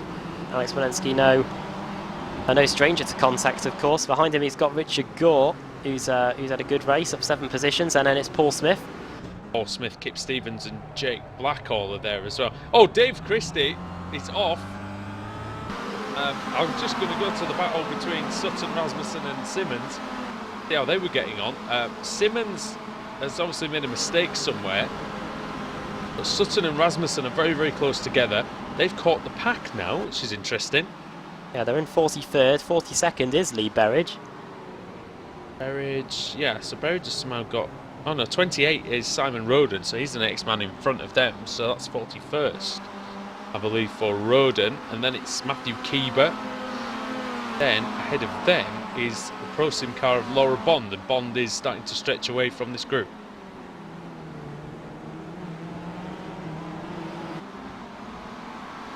So yeah, very, very good, very good scrap there, Sutton and Rasmussen. Keep an eye on that one. Sutton might get into place here on Simon Roden, get the cutback. Something going on in that. Something going on in front of those guys. Ah, somebody's off in the first corner. That's Lorne Murray. I thought I saw some locking up, Adam, and what it was is, it was Murray bouncing off 2 Alfa Latek cars. Max Wright versus Stu McFadden. This is over 4th and 5th. 2 Automech Knock Hill versus Automech Performance. I had to scroll so far up the list then, it was unbelievable. So side by side they go. And there is Pete Newman. Oh, that's the point. Newman's also involved in the B team of CQR. That's how strong CQR are these days. Pete Newman, a man who's twice made the showdown, is their second team, so to speak, the Toro Rosso of CQR, and Newman burrowing his way through, trying to push McFadden past Wright so that he too can gain some places. The 2 Automech cars collide. I can tell you that Wojciech Sudovic is out of the race. Well, it's not a good one for him tonight. I hear a bit of contact there as the drivers go down the back straight. Don't know what that was. It might have been In fact, I'm not sure what it might have been. There was so much of it. It could have been Smolenski and Hoog, potentially, but here comes... Oh, here comes Hadfield. No, no, no, no, no. Don't do that. And here comes Newman. Out of control. Oh, they were trying to go through on the inside the last corner. Hadfield's there as well. And he won't give up lightly. I've had many battles with Adam Hadfield over the last couple of seasons. And 49, Max Wright, braking on the inside line. That sort of shallow entry, which does give you good speed into the corner. He's also got good speed out of the corner, and that might keep him out of danger for now. Yeah, Adam Hadfield, usually see him racing in the red and white of Radical Racing UK. Unless Newman wants to have a pop up the inside. Craig Evans getting onto the back of these guys now. Craig Evans for Northern Lights Racing. Their first meeting of the season, they were JMR, but that's dissolved now. Could he be hoping for an Aurora Borealis here? Oh, what, you mean Aurora Borealis in your kitchen? Yes. You can't see it. He's right in Adam Hadfield's kitchen now, is Craig McLeod Evans as well. The inside, he's going to have to defend that. Oh! Here comes Hoog. Hoog and Smolenski is still there as well. Esteemed hams for all at the end of this one. Oh, Evans goes wide. Opens the door slightly for the Swiss Superman, Stefan Hoog. He goes around the outside, and Alex Smolenski then. Also having a look, Richard Gore has to check up a little bit behind. He's ahead of Paul Smith. Richard Gore and Paul Smith glued together as well. Kevin Owens and Sami Zayn, they're going to fight forever, those two, I think. Turning into an unforgettable race too, as they go down the back straight. And Evans going for it up the inside of Smolenski, but Smolenski's going to turn in surely. Giving Evans a space though. We've had two unforgettable race twos tonight. The BSR Porsche race, if you missed it, what were you doing? It was right there. It was a fantastic race, and it was 0.003 of a second in it at the finish line, and that might be about the gap coming over the timing line this time between Gore and Evans. Nearly three wide as Gore looks up the inside of Evans. Oh, problem for Hoog. Hoog goes deep into that first corner. I see Smolenski going up the inside of him. Gore's definitely up the inside of Evans and through. That's Evans up to 10th. Sorry, look at all these different lines that the drivers are taking through that double apex right-hander at the start of the lap. Here comes Craig McLeod Evans. He's having a little look on Richard Gore. Gore's late on the brakes though. Smolenski closes on Hoog, but he can't make any inroads on the sim gear car. Oh, McIntyre for the lead as well. Rusty Layler's going to have to go on the defensive here going into this this right-hander to go under the oval circuit. That's good from Laidler. He placed his car right on the inside line. Didn't allow any room for Jack McIntyre to come through. They're driving for many teams in the BSRTC. Started off as CQR, was racing at EOR I think as well at one point. Now back at Race Up. Yeah, CQR's really wasted most of his career. Probably well suited to him. And on lap 6 of 8, so when we get to the line there'll be 2 laps to go. McIntyre forcing Layler to go on the defensive there. You can lunge it up the inside there and catch the driver by surprise. Yeah, we've seen that done before. Might be something that he thinks about maybe for the final lap if necessary. Can he get the toe? Can he get a good toe, that is, down the back straight, down the hill, to this tight right-hander at the end of the straight? Both late on the brakes. Oh, it might be a little bit of contact. There is. He just nudges him slightly, McIntyre. Tristan Bodis is still there as well. He might be able to pick up his first BSRTC win if these two come together. Good line through there by McIntyre, but he's nowhere really to go. Laidler's car is once again placed very, very well. He defends hard towards the pit wall.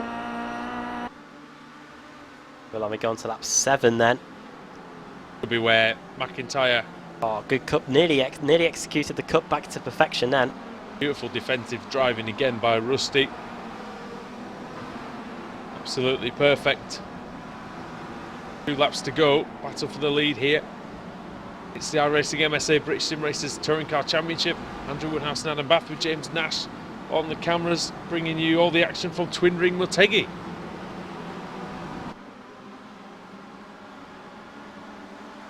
We'll have some action for the lead right now, but Again, Laidler half defends the inside. He's got that line pretty much sussed, hasn't he? Bottom of this circuit. Middle part of the lap. Through this S's section. And now they climb up the hill, Adam. This is a nice part of the course, these two constant radius corners here. Probably some of the quickest corners that we've got on the circuit, really. It is pretty stop-start around the opening sector of the lap anyway at this Motegi circuit, but Jack McIntyre and Rusty Laidler riding the circuit pretty well here in the Kia Optima. And just 1.5 laps to go here, about 2.4 kilometres to decide it. Laidler knows how to win in this series. So does McIntyre. McIntyre took a victory at the Nürburgring, didn't he? Last year. He's proved he can do it on the hardest circuits in the world. They're going to have 4.8 kilometres when they cross the line this time. Decide who's going to take this one. It's all spread out quite a bit at the front, actually. Adam, fairly surprising to see these gaps the size that they are. Yeah, the top 4 seen separated by 8.5 seconds. Probably doesn't sound a lot, but in BSRTC terms, quite big, really. The front 5, though, seem to be fairly strung out. Yeah, the top 5 separated by 3 seconds. But it's anyone's position behind them, as you can just see them all coming onto the front straight as we start the final lap. We do apologise to everyone else down in the 20s and 30s. We must be having some fantastic racing back there, but we're focused on the battle for the lead here this time. It seems the race meeting from hell seems to now be pinned on Josh Thompson. That's 3 consecutive races. The Porsche race 1 of the BSRTC and race 3 as Laidler goes wide. This could be it for McIntyre. This could be the chance. There's a second part of this double apex corner here. Now Laidler will have the inside, Adam. Very important for this tight hairpin bend. Crucial, really. There's no way really he can get it done around the outside around this corner. We'll see if McIntyre can try and get it done. He probably knows that, and that's not the best line, is it, really? That's given Laidler not just the lead, but a good 0.3 of a second.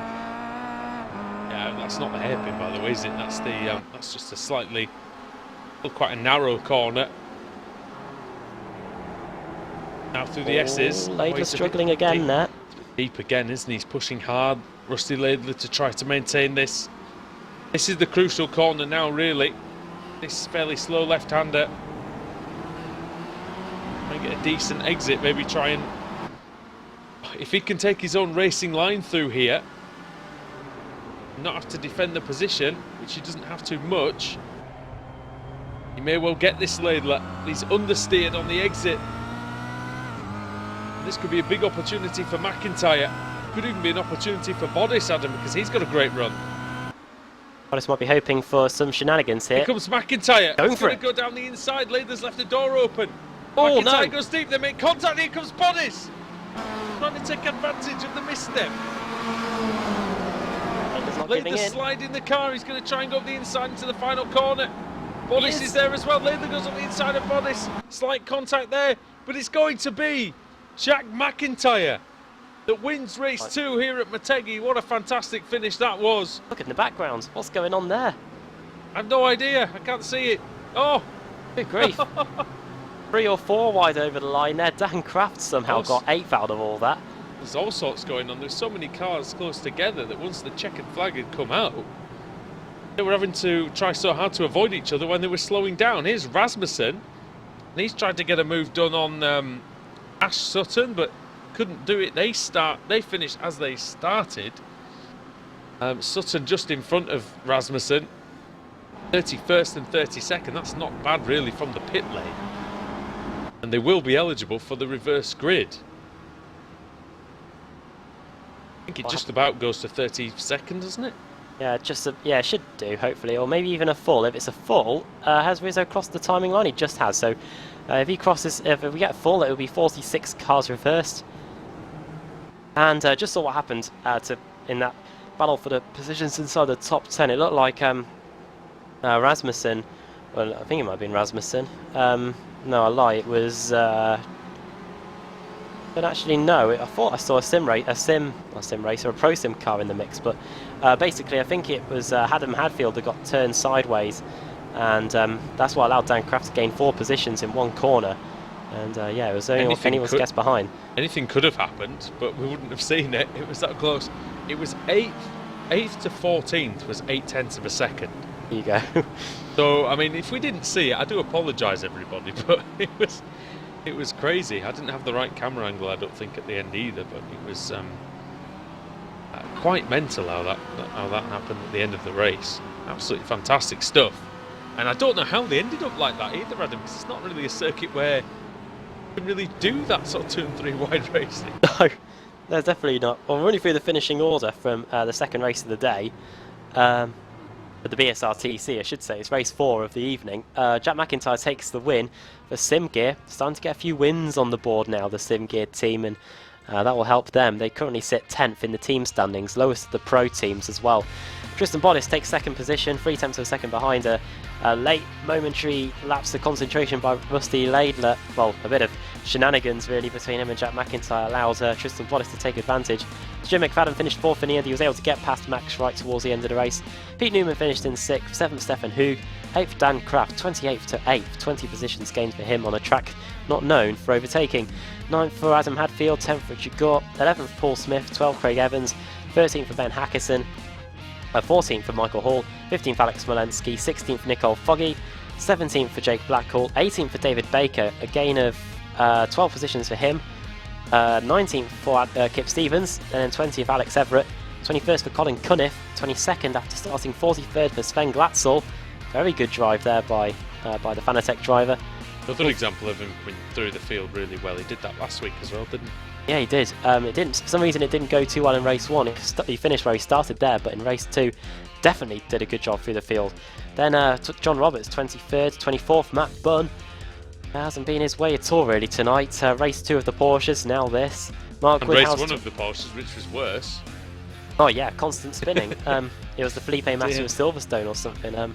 Mark Woodhouse 25th, Selin Chapalewski 26th, Stephen Baxter 27th after starting in 50th to gain nearly half the field. It's a good job there by another of the Fanatec drivers. They seem to have got a setup for working their way through the field possibly.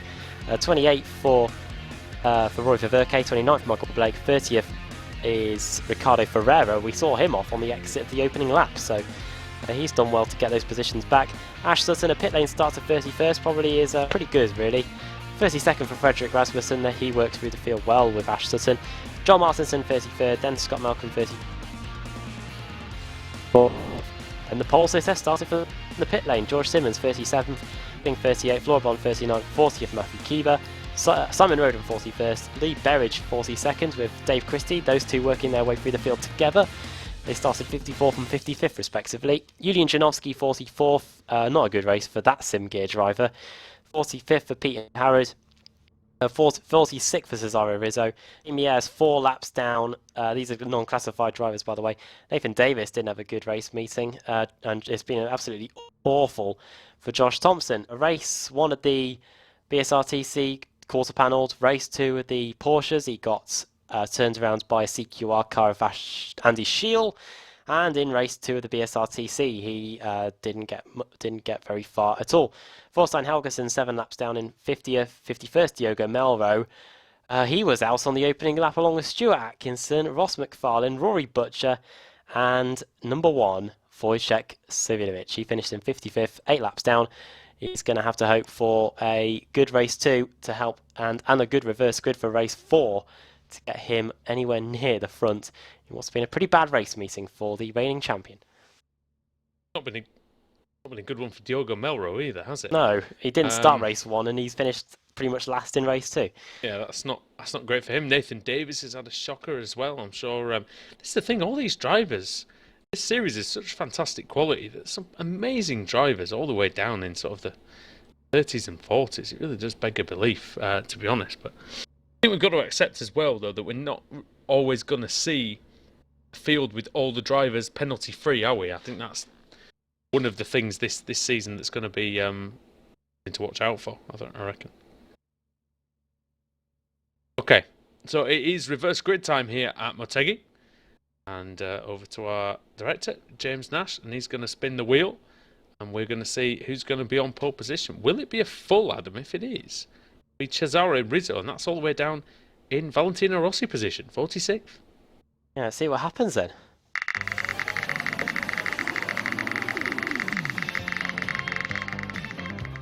See what it's going to be then. Wheel of Fortune. who's going to bank themselves for position. It's number Very sick. 26. Stelin Chepelevsky. Well, he's laughing all the way to the bank there. yeah, he was right at the front in race 1. He's now going to be right at the front in race 3. Mark Woodhouse second. Matt, and it's all come very good for him all of a sudden. After we saying it's pretty bad. Matt Bunn's going to be starting in 3rd. 4th, John Roberts. And Sven Glatzel, there you go. That's what a good fight back through the field does for you. It rewards you with a top 5 spot in the grid for race 3. The guys who did do a good fight back through the field, but they were starting from the pit lane, Sutton and Rasmussen, they've missed out again, haven't they? So Glatzel was just the back of the grid, and Sutton and Rasmussen was pit lane, I believe, wasn't it? So yeah, and that's what that. You're right. That's what that difference makes. Right. Okay. So plenty more to come here tonight from the iRacing MSA British Sim Racers Touring Car Championship, and it will continue with race 3 after this break in FX Racing TV. We'll see you back here in just a few minutes' time. Thank you.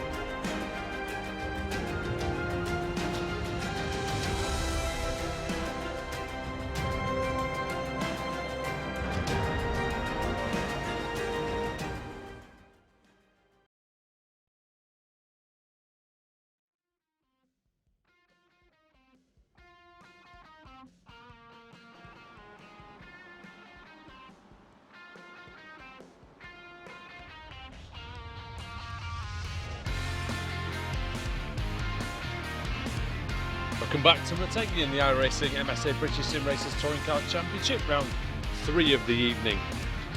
Famous circuit in Japan, Andrew Woodhouse with Adam Bath and James Nash on the cameras. And Adam, we're seeing 2 really good touring car races here tonight, in addition to 2 very good Porsche races, and I'm sure we've got more of the same here in race 2. Plenty of action, and it's hard to believe we're only on race 3. But yeah, we're going to see more of it. You can see the conditions have changed as well. 20 degrees ambient temperature, 20 degrees on the track, overcast conditions. The drivers will have to take the first few corners a little bit tentatively here.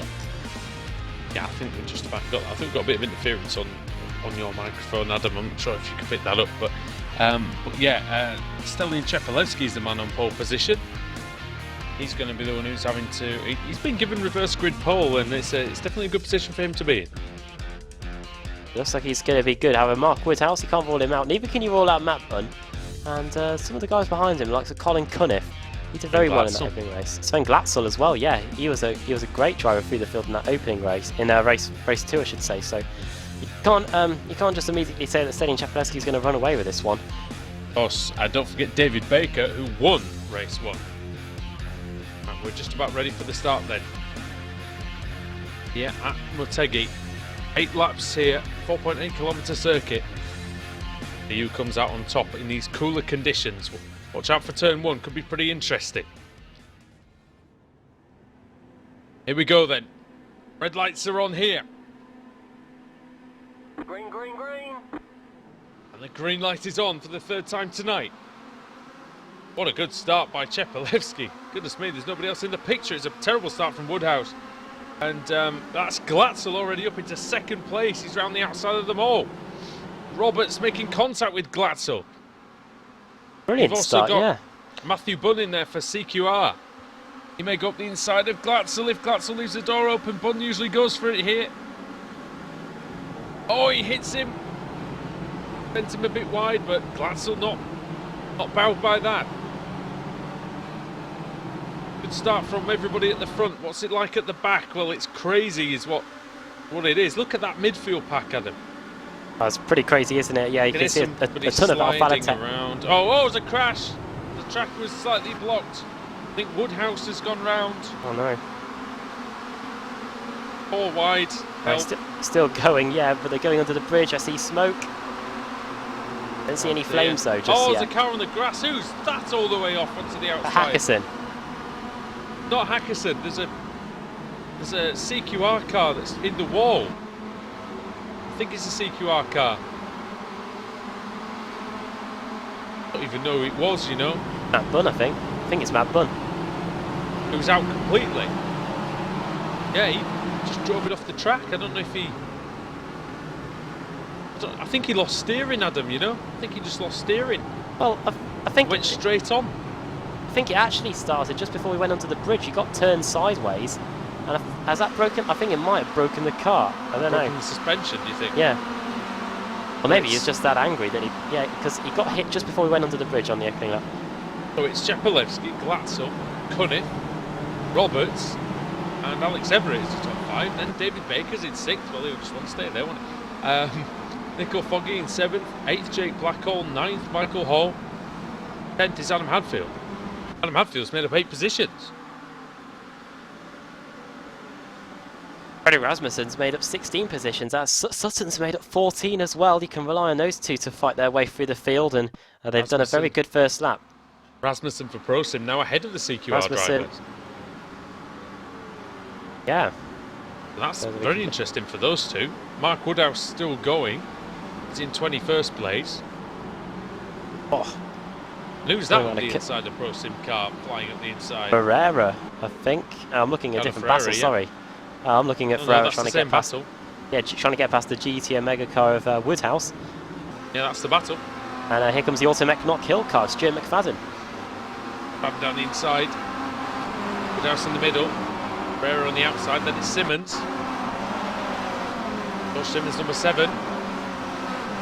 Got all the Valentech cars all bunched up together as well. This is from about 25th place. Sorry, from about 30th place down. That's Ebert and Blake, and then just a couple of places behind him is Martinson.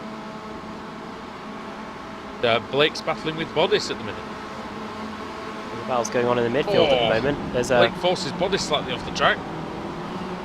Oh yeah, and David Baker's moved up into 5th position as he's just got past Alex Evra, I do believe. Oh no, they're still at it. Fanatec versus CQR, and just behind them, we're about to go possibly too wide there. That is Nicole Foggy up inside the top 10 again, and Jake Blackhall.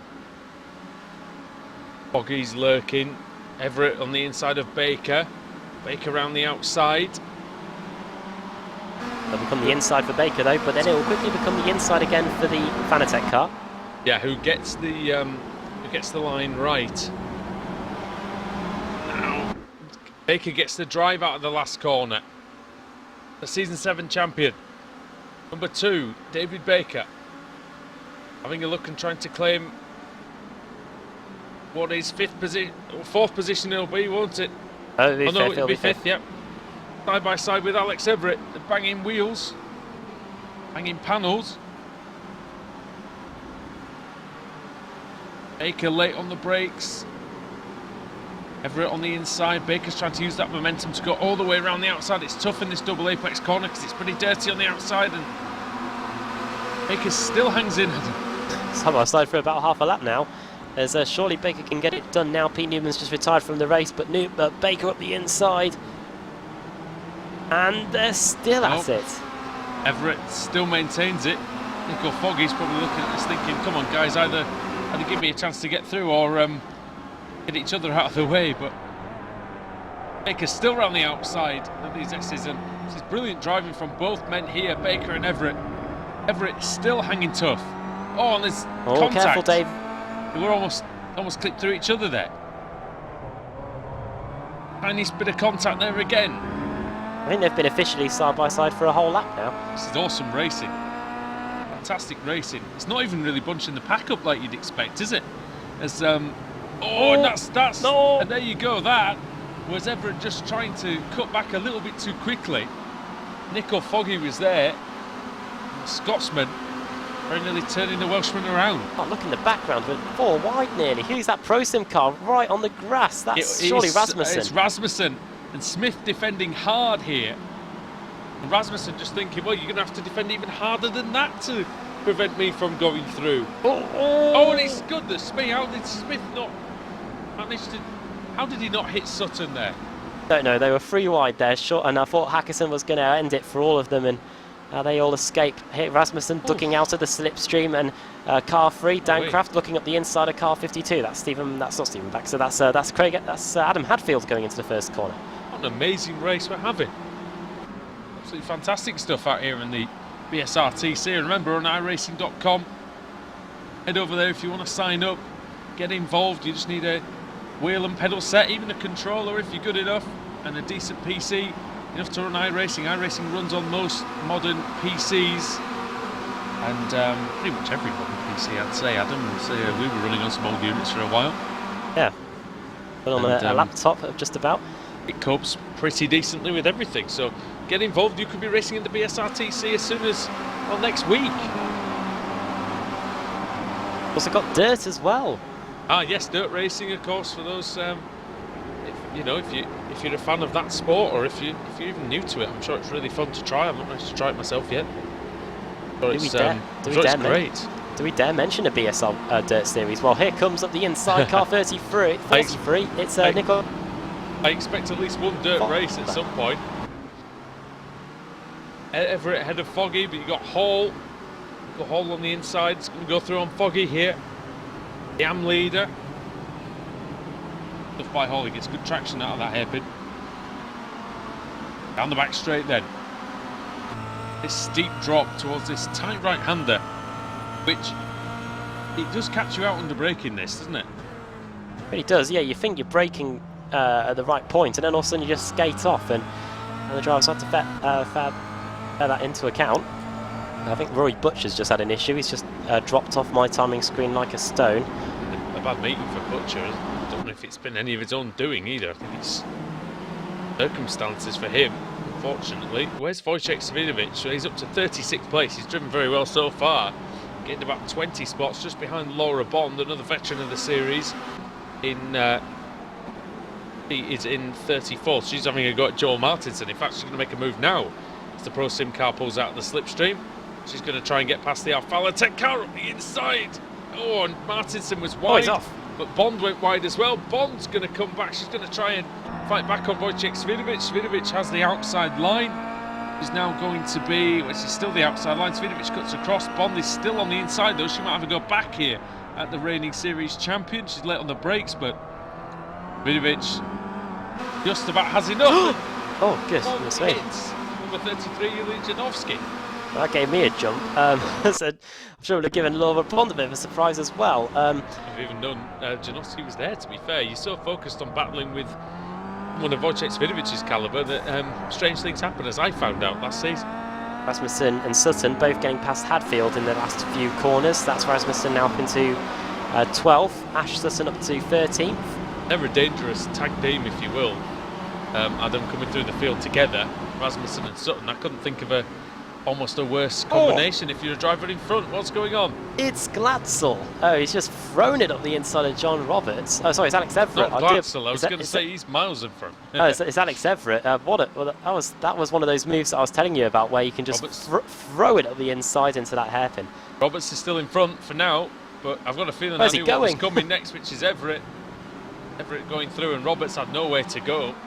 Bit of a lunge from Everett, but the job done. Foggy's going around the outside of Roberts as well. Roberts is losing positions hand over fist now. Nothing he can do to arrest the slide, because Jake Blackhall, former race winner, in fact he's got 3 or 4 race winners behind him in Blackhall, Smolensky, Kraft and Rasmussen. And another one in Sutton, and Blackhall, the Australian. The only Australian we have in the series, going up the inside of the boosted motorsports car as well. John Roberts is a very good driver, Adam. He's a former AM champion, but once you go offline, once you lose one place in this series, we've said it so often, you just keep sliding down often. Yeah, world's longest freight train, you could almost say, you know. And yeah, John Roberts, only down to 8th position there. That's still a strong result for the boosted team at the moment. But he stopped the slide, hasn't he? And I think that's the key. Just try and regroup as quickly as you can. Here come the CQR brigade and the Pro Sim lot as well. Two Pro Sim, 2 CQR. They're working their way through the field. They're trying to assault Jake Blackhall here. Blackhall ended up sideways. I think the assault might be successful, but no, he's still alongside Smolensky. Blackhall's not going to give this one up. He's late on the brakes into the S's section. Almost too late, but he just manages to avoid Smolensky. Blackhall in the Asher Racing sponsored car, privateer, of course, in this series, but he's got full sponsorship for the year. And now he's lost out to Alex Smolensky, but he's still in front of Rasmussen. But Rasmussen takes no prisoners up the inside. He goes. Blackhall couldn't defend. He's around the outside. Bosch into the side of Rasmussen. Never mind assault. Never mind assault. It's turning into a bit of a mauling here. Battering. I think. Frederick Rasmussen versus Jake Blackhall versus Ashley Sutton. What is he doing? Don't cut down the inside there, you won't make it. And he didn't. He decided not to at the very end of that. And that's good for all involved, I think. Can't let Rasmussen get away from him, can he? We're going to start the penultimate lap, and I think Jake Blackhall might be on borrowed time here, because Sutton, he's having to defend from the BTCC Jack Sears Trophy winner. In fact, he's trying to get back past Rasmussen into the first corner. He might as well. Rasmussen did rough him up a little bit on his way past, as did Smolensky. I feel a bit victimised by Pro Sim and by CQR. Of course, that's the only thing when you're a privateer. Adam, is you don't really have any backup out there. Doesn't really help you in qualifying, does it? But here comes Sutton. No, Contact. not at all. And Sutton gets out of it, and that allows Dan Kraft to close back in. Kraft might have a go here on his teammate. Sutton a little bit slow. What's Kraft going to do? Is he going to settle in? He is. Number 52 is Adam Hadfield. He's at the back of this group. Blackhall's starting to suffer a little bit with his connection now.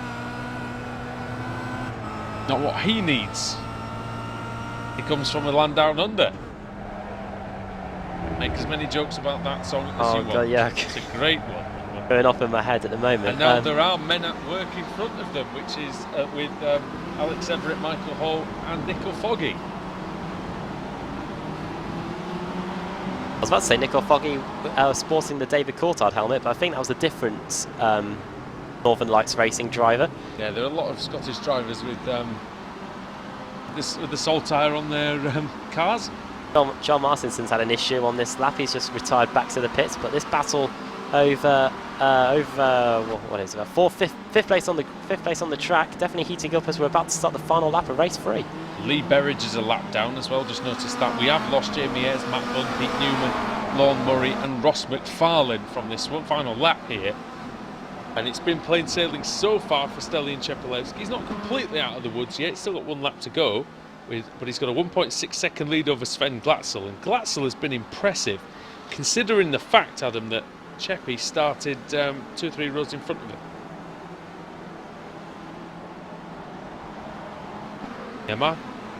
Yeah, Martinson's disqualified, I believe, is what we're getting the word from. I think he's out of it due to incident points.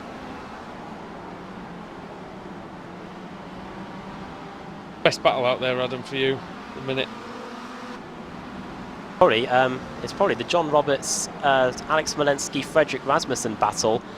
That's definitely heating up as here comes Alex Smolensky, who's got a ton of damage to the front of his. In fact, all the Pro Sim cars have got their.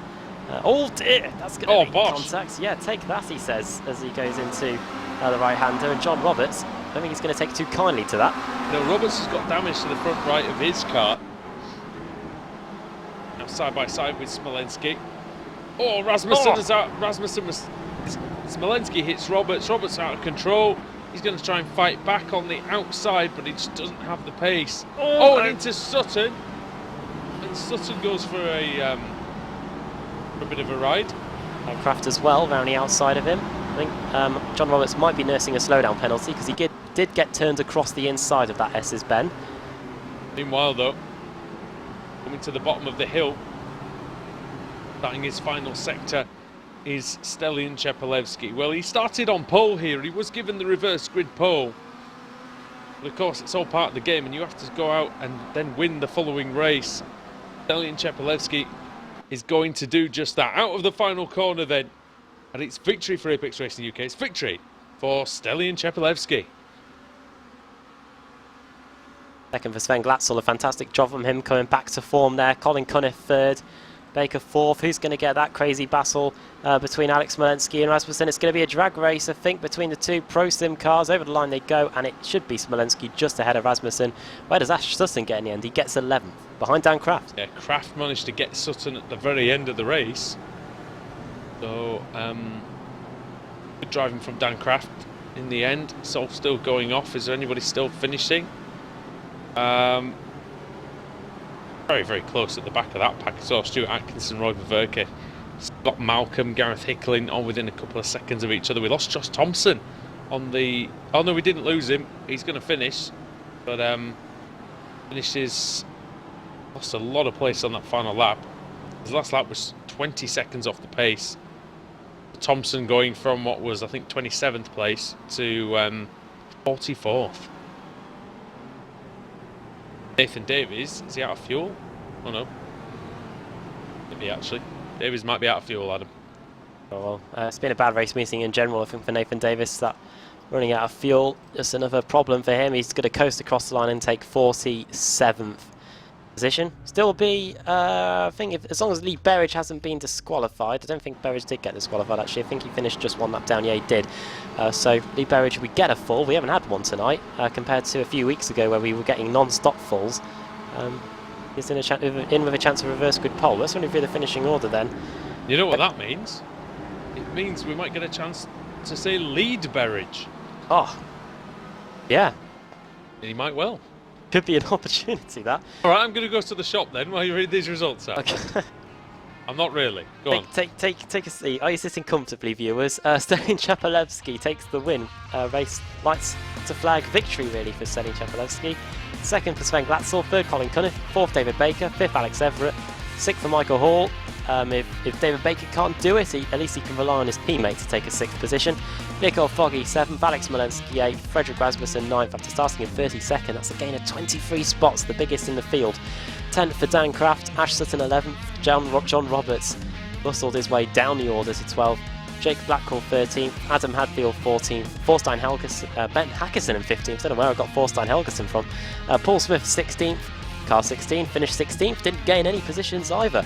17th Craig Evans, 18th for Rusty Layla, 19th for Stefan Hoog, 20th George Simmons, 21st Richard Gore, 22nd Ricardo Ferreira, 23rd for Kip Stevens, Pete Harrod 24th, Stuart McFadden 25th, it was Wojciech Savidovic 26th place, highest positions gained in the field I should say for Savidovic, higher than Frederick Rasmussen.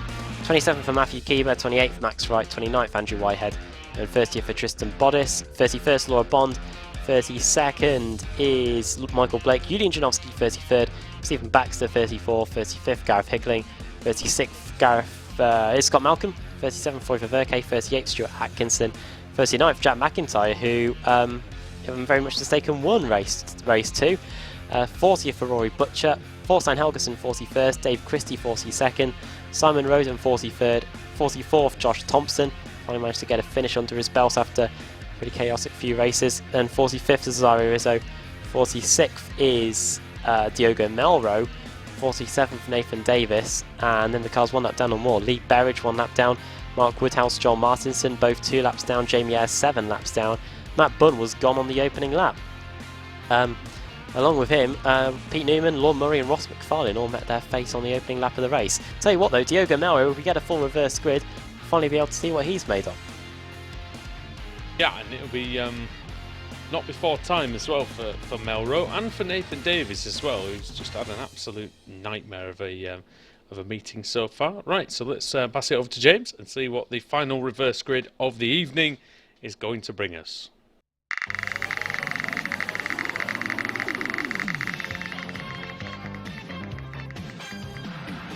Here we go. It's going to be Max Wright on the pole. Then Matthew Keeber second, Wojciech Savidovic in third. There you go. His prayers have been answered, haven't they? I did say at the end of race 2 that if you get a good drive through the field and the reverse grid works in your favour, you can find yourself at the front for the next race. And yeah, Savidovic 55th to 26th, and it gets him pole. Second for Stuart McFadden, third Pete Harrod. Opportunity to prove himself. He's never had the chance to be near the front, I don't think, so far this season. Fourth Kip Stevens, and Ricardo Ferreira will be starting in 5th. Harrod, he did qualify very well, didn't he? At Brands, I think. Yeah, regular on the wasn't he? So on the Club Series schedule, that track, of course. Indeed. He won twice. Yeah, 2 times Club Series champion, of course, Pete Harrod. And but it's Max Wright who's led a few Club Series races, of course, and he's going to lead, hopefully, the race in race 4. So we'll be back in just a few minutes' time here then on Apex Racing TV and iRacing Live when the British Sim Racers Touring Car Championship returns.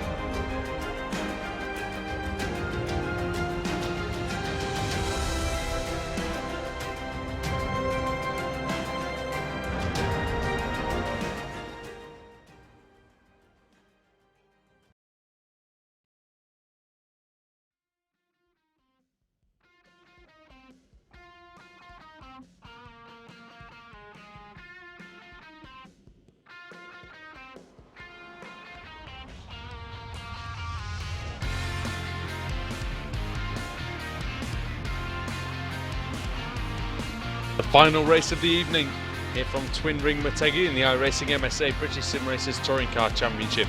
Andrew Woodhouse with Adam Bath and James Nash here for the final time tonight. And Adam, I've really enjoyed these 5 races so far. Hopefully the 6th one is going to be even better. Got everything we need, haven't we? It's the coldest it's been. We were talking to Paul Swift during the break. He was expecting a night race, but we've pretty much got the closest thing I thought to we it. would have had one as well. We had one in the club series last year. Yeah, we did. Yeah, and it was really enjoyable. I think I finished in the top 5 in that one. So you had a really good one, I think. Yeah, well, running through the grid. Well, running through the top 10 anyway. Matt Bunn won that one, by the way. So watch out for him. He's starting 51st for this one. 51st, there you go. And the reason the reason why we're not racing on the oval, of course, is because this year is because we've got too many cars. Yes, too many grid slots. Too many grid slots, and we're not going to boot 10 people off to race on an oval, unfortunately. Even though we've had some fantastic racing there. Adam, if you take us to the top 10. Yeah, Max Wright, Matthew Keever, Wojciech Savidovic in 3rd. Then it's Stu McFadden, then Pete Harrod, Kip Stevens, Ricardo Ferreira, Richard Gore, George Simmons, and then Stefan Hoog. Some big names inside that top 10. 3 championships in there. Another sort of sizable reverse grid. Yeah, 4 championships, sorry. Yeah. Revs are rising very, very shortly here. Who's going to take home the 4th race of the evening? Here we go. We're going to find out very, very soon. The Revs are rising here. Green, green, green. The green light is on for the final time tonight. It's a decent start by Wright. It's a good start by Savidovic. He's already up into 2nd place. Keeber with a poor start. Up the inside goes Stuart McFadden. He's having a look on Savidovic. Savidovic trying to fight back. Trying to use the momentum of that outside line. There's a car. Oh, that's Paul Smith. My goodness. Paul Smith is out of control. Can he keep it? Just about he can. The save. A good save by the Yorkshireman. Oh, that's... I need the brown pants for that one after that. Savidovic takes the lead. I don't know about Dead Pool. He was almost Dead Paul, but he's okay. Up the inside, then Savidovic leads 2nd. There's Jim McFadden 3rd. It's either going to be Max Wright or car 40. Paul Smith's teammate Pete Harrod. Harrod trying to force his way through. 4th position now. Behind him is Ricardo Ferreira, who's had a very, very strong start. To his BSRTC career. And it's all kicking off in the midfield. It's normal.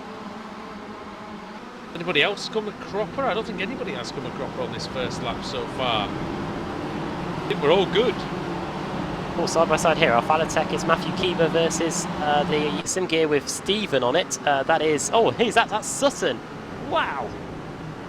Up the inside of Hoog. Hoog now, on my computer anyway, he's got a Sim Gear car on, but I'll believe that one. I see it. No, Hoog is Sim Gear team principal, isn't he? So. Ah, yes, he is. Yeah, I do apologise, Stefan. Stefan Hoog versus Ash Sutton. I look like a riot here now, but here comes Sutton. Fired. Sutton up the inside, Hoog on the outside. This is a battle. Oh, we've seen this battle many times, and Hoog has to get out of it because he would have ended Ashley Sutton there. Well, I've been fired twice in a week, but Sutton would have been fired out of this track if that happened. That's number 31. It's not number 31 at all. It's number 38. Craig McLeod Evans got bashed around between Paul Smith and Ben Hackerson. There was a race-up car going off in the background. I don't think it was Paul Smith, but it was Newman. Newman. It's been a fantastic meeting for Newman. Been okay at times. Bodice going off. Oh dear. Either at Motegi or at Donington. Somebody's off, miles off the track. Who's that? Alex Everett, yeah, with the yellow mirrors. Oh, it's all kicking off here. Ferreira versus Simmons, is that? No, yeah, it is Simmons. I think in fairness, Adam, I think it's kicking off everywhere. I can barely keep up. Ferreira up the inside of Wright. Max Wright's definitely a decent driver. Apart from that one time he took me out as older, but I won't forget that. As, there was an Alphalatech car off in the background. I don't know which one it was actually. Who's up near the front? Oh, Simmons! Simmons and Wright making contact. Oh, he's back across the track. Oh dear, Richard got to get on the anchors then. Oh, look at, here comes Sutton. Hello. Up inside he goes. Can he keep it though, Simmons? Simmons has done well with a good exit there after getting all kinds of sideways and crossed up. That's Sutton's fantastic. up the inside. It's a beautiful move, isn't it? He did that twice in 2 corners. He did that to get past Gore, and now he's just done it to get past Simmons. Lovely move by Ash Sutton. Racecraft getting better all the time. We see that as well in the British Touring Car Championship. 2 podium finishes, of course. One after Shedden was disqualified, but you know what? It comes around, doesn't it? Sutton was disqualified from qualifying, and then, you know, somewhat unfairly, I think. I mean, Subaru been handicapped with the regulations before the season even started, Adam. Don't forget, Sutton last year took a race victory in the wet at Croft as well. And yeah, that's a difficult track to drive. And he's going up the inside here. Max Wright locking up. Oh, it's very close. Wright's going to fight back, is he? Going to try, but I think he's going to struggle to beat Sutton on the brakes. He might try his own cut back here. No. I had a brilliant chat to David Addison, a BTCC commentator, a while ago about Ash Sutton's first season. Really impressed with him, and yeah, doing the business here in the BSRTC as well. He's cracked the top 5. Yeah, and I think he'll have a strong season. I still think, in my head at least, which isn't always right, of course, but I still think Ashley Sutton will make a title challenge in the British Touring Car Championship in 2017. Definitely got the pace. They go to Thruxton, of course, don't they, next week? So that's going to be fast and furious, of course. I expect the Subaru to go well there, but Simmons and Wright still side by side. And who's that? Number 10 is Richard Gore. He's getting in on the action too. Stefan Hug also trying to get in the mix here with the pink mirrors and Stefan written on the front of the car. Wojciech Svidovic leads by a second. Probably like 1.5 now from McFadden. Then it's Harrod, then Ferreira, then it's George Simmons in 5th. Sutton. Oh no, Sutton is in 5th, sorry. Yeah, he is, Ahead then of Simmons in 6th. Yeah. Yep. Who's going to be in 7th? Is it Gore? Is it car 49 Max Wright? It's going to be Gore for now. Ooh, that's good from Wright. Got a good exit. Rowe versus Am. Can he keep it round the outside though? Former Am, of course, Richard Gore. He was a Am contender for a long time last season. They Here changed comes classes. Rasmussen. Rasmussen up with this group already. Started 20th. Having a look, who got pushed a little bit wide. Rasmussen's going to take advantage of this, but Hug's got a good exit. Might be able to return the favour on him. Hug going to have a look to the inside. No, he's not. So status quo there a little bit. Oh, Rasmussen getting a bit wide and... Oh no, John Roberts. Well, I said it. Oh dear. It's it is Michael Blake.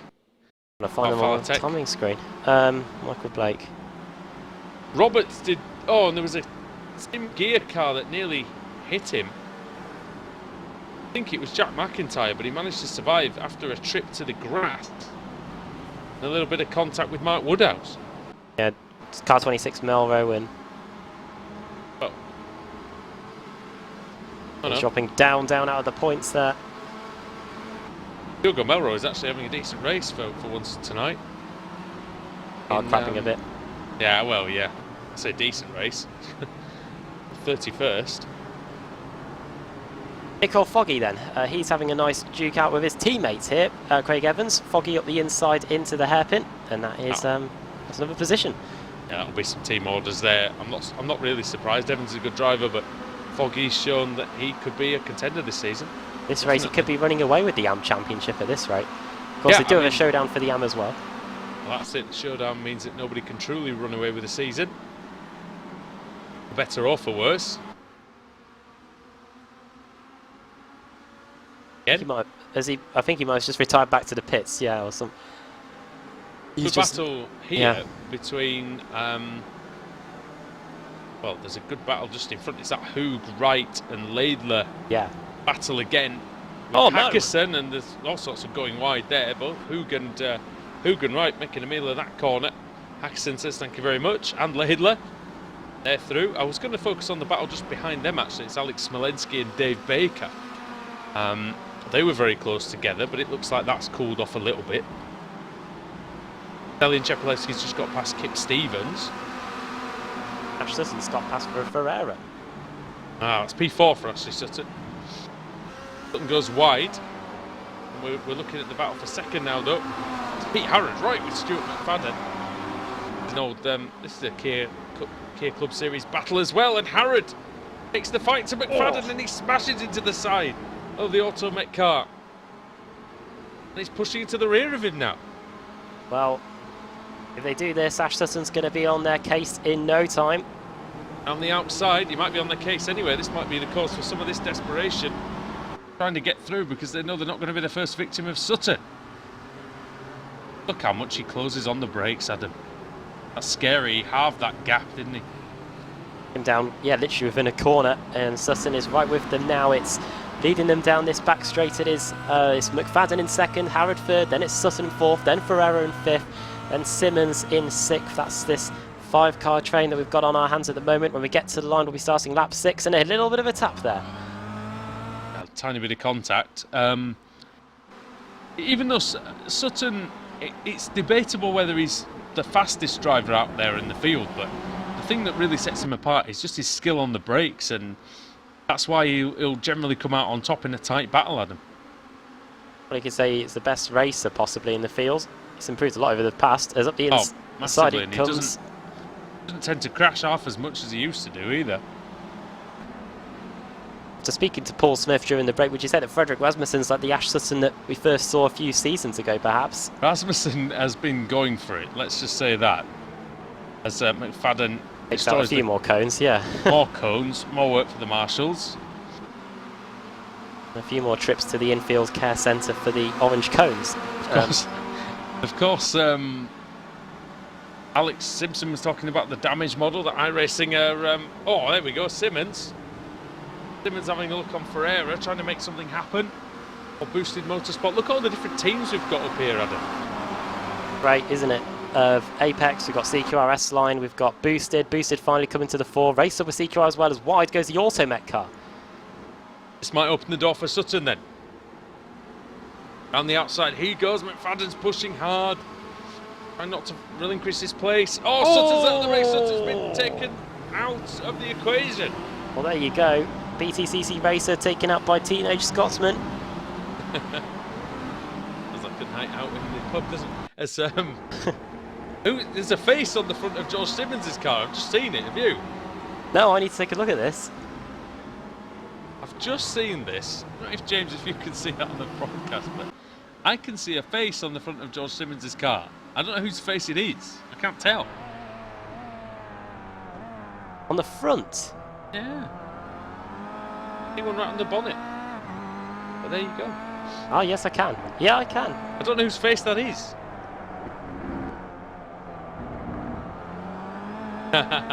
We're looking at it upside down. There we go. Yeah, so we can't see it. But yeah, there is a face on Josh Simmons' car. I'm not sure who it is. I'm sure he'll be able to elaborate later on. Rasmussen having a look on Stuart McFadden down the inside. He's going to go. Ash Sutton back in the running, by the way, just behind Alex Everett in Simmons 16th. Starting and dashing this way and that, and Ferreira having to defend as more cones go flying. Simmons to the outside. Harrod still defends from Ferreira. Richard Gore's in the mix as well. He's not going to give up. He's turned into a very, very solid driver in the series. One of the best. Good. We lost Woody again. I don't know. As around the outside goes Simmons. Here he comes on Ricardo Ferreira. Surely Ferreira can't hold him back forever. And into the chicane we go. And George Simmons takes what will be fourth place. Third position, I should say, yeah, as my timing screen finally refreshes itself. And Ferreira's not giving up though. A little look back up the inside into the left-hander. And Richard Gore's now queuing up to go and get past the Pro Series driver. He's got that Pro license. Frederick Rasmussen's got a Pro license as well. He's now in this battle pack right behind Richard Gore. into the hairpin now and onto the back straight. When we get to London, we'll be starting the final lap here of what's been a fantastic 6 races here at Motegi and back at Donington Park in the BSR Porsche Cup. Wojciech Swidericz not got a care in the world as McFadden flies up the inside of Rasmussen.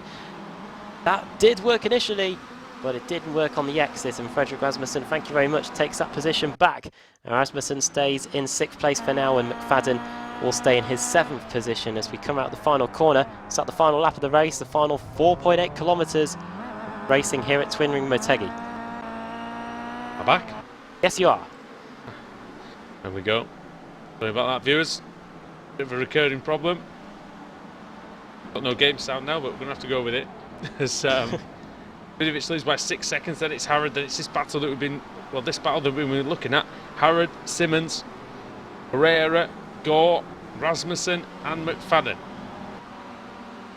Got a feeling something's going to happen here, don't you? Yeah, Harrod's been defending nicely, hasn't he? He started in position, up 3 positions to 2nd. Simmons having a look, but not having a go. Maybe it's going to be the S's, or maybe the back section at the hairpin, but just before we get onto the back straight. That might be his chance, might it? Or potentially the downhill right-hander at the end of the back straight. Harrod looking quick through this sector though, really sliding the car. He's just really began to push that Kia Optima now. And George Simmons is struggling to contain his Kia Optima. Sliding around all over the place. Having a look is Ricardo Ferreira.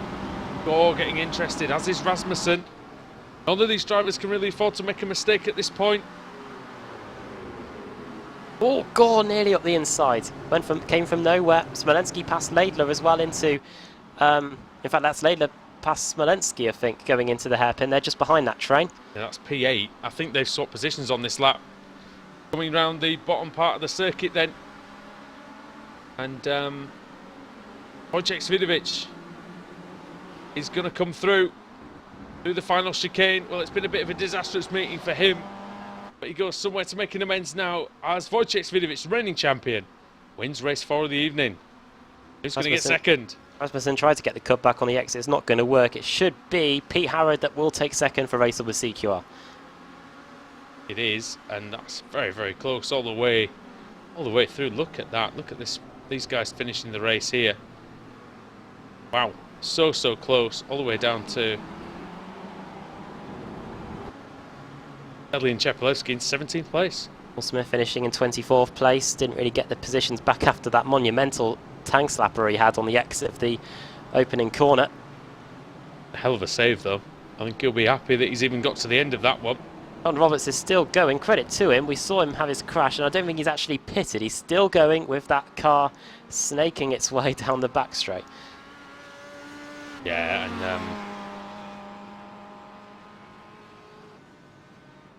sorry about that, just having some issues there again, but yeah, no, that was a great 4th race. I enjoyed that. I thought it was really good, and lost on for a moment there. Yeah, no, brilliant race, and some excellent overtaking. It was pretty clean as well. There were a couple of incidents, of course, but let's face it, it's going to happen when there's a field of 54 cars, especially around the track like Twin Ring Motegi, where there's a lot of tight braking areas, a lot of slow corners, a lot of things potentially to happen. Right then. Right, we're back. Back. Shall we run you through the finishing order? Yeah, I think that's a good idea. Yeah, Wojciech Swidericz takes the win then. It might be finished by midnight if we do. Start the stopwatch viewers. Pete Harrod takes 2nd place, 3rd for George Simmons, 4th for Ricardo Ferreira, 5th Richard Gore, 6th Fredrik Rasmussen, 7th for Stuart McFadden, 8th for Rusty Laidler, 9th Alex Smolenski, and 10th. 8th for Rusty Laidler, 9th Alex Smolenski, 10th Ben Hackerson, there we go. 11th for David Baker, 12th Stephen Hoog, 13th is Max Wright, 13th Alex Everett, 15th for Ash Sutton in the end after that cheeky quarter panel move by Stuart McFadden, 16th Adam Hadfield, 17th Stelian Chepelewski, 18th Nicole Foggy, 19th Sven Glatzel and 20th Kip Stevens, 21st for Craig Evans, 22nd Michael Hall, 23rd Jake Blackhall, 24th Paul Smith, 25th Laura Bond, 26th Stephen Baxter, 27th Josh Thompson, 28th Dan Kraft, 29th Diogo Sweet. And 30th for Pete Newman, 31st Matt Bunn, 32nd Julian Janowski, 34th Scott Malcolm, 35th Mark Woodhouse, 36th Lorne Murray, 37th Thorstein Helgeson, 38th Matt McIntyre, 39th Stuart Atkinson, and 40th Lorne Murray, 41st Jamie Ayres, 42nd and Colin de Cunliffe, 43rd is Simon Roden, 44th is Ira Rizzo, 45th Joel Martinson, and then the cars 1 lap down or more, John Roberts 46th, 2 laps down Dave Christie, 5 laps down Michael Blake, then Matthew Keever, Tristan Bodis, Gareth Pickling, Nathan Davis, Lee Berridge, and in 54th place Ross McFarlane. Well, it's enthusiastic in your house there. Yes, but some very unhappy people, I think. Oh dear, football fans, no doubt. Right. On that note, you know what? I think it's just about all. Yeah, do you mind? Exactly. That's just about all that we've got time for, I think, tonight. While it's still safe to be on the air, I would imagine. Thanks everybody for watching and joining us for BSR Race Night tonight. We'll be back the same time next week, of course, with more action from the BSRTC. Got action at the weekend coming up as well. Saturday evening, got the European V8 Supercars series, which should join Adam Bath for that one. And then you'll join me on Sunday evening for the Club 73 Touring Car Championship. So, Bob is here at Apex Racing TV. That's it from Motegi, and that's it from the iRacing MSA British Sim Racers Touring Car Championship.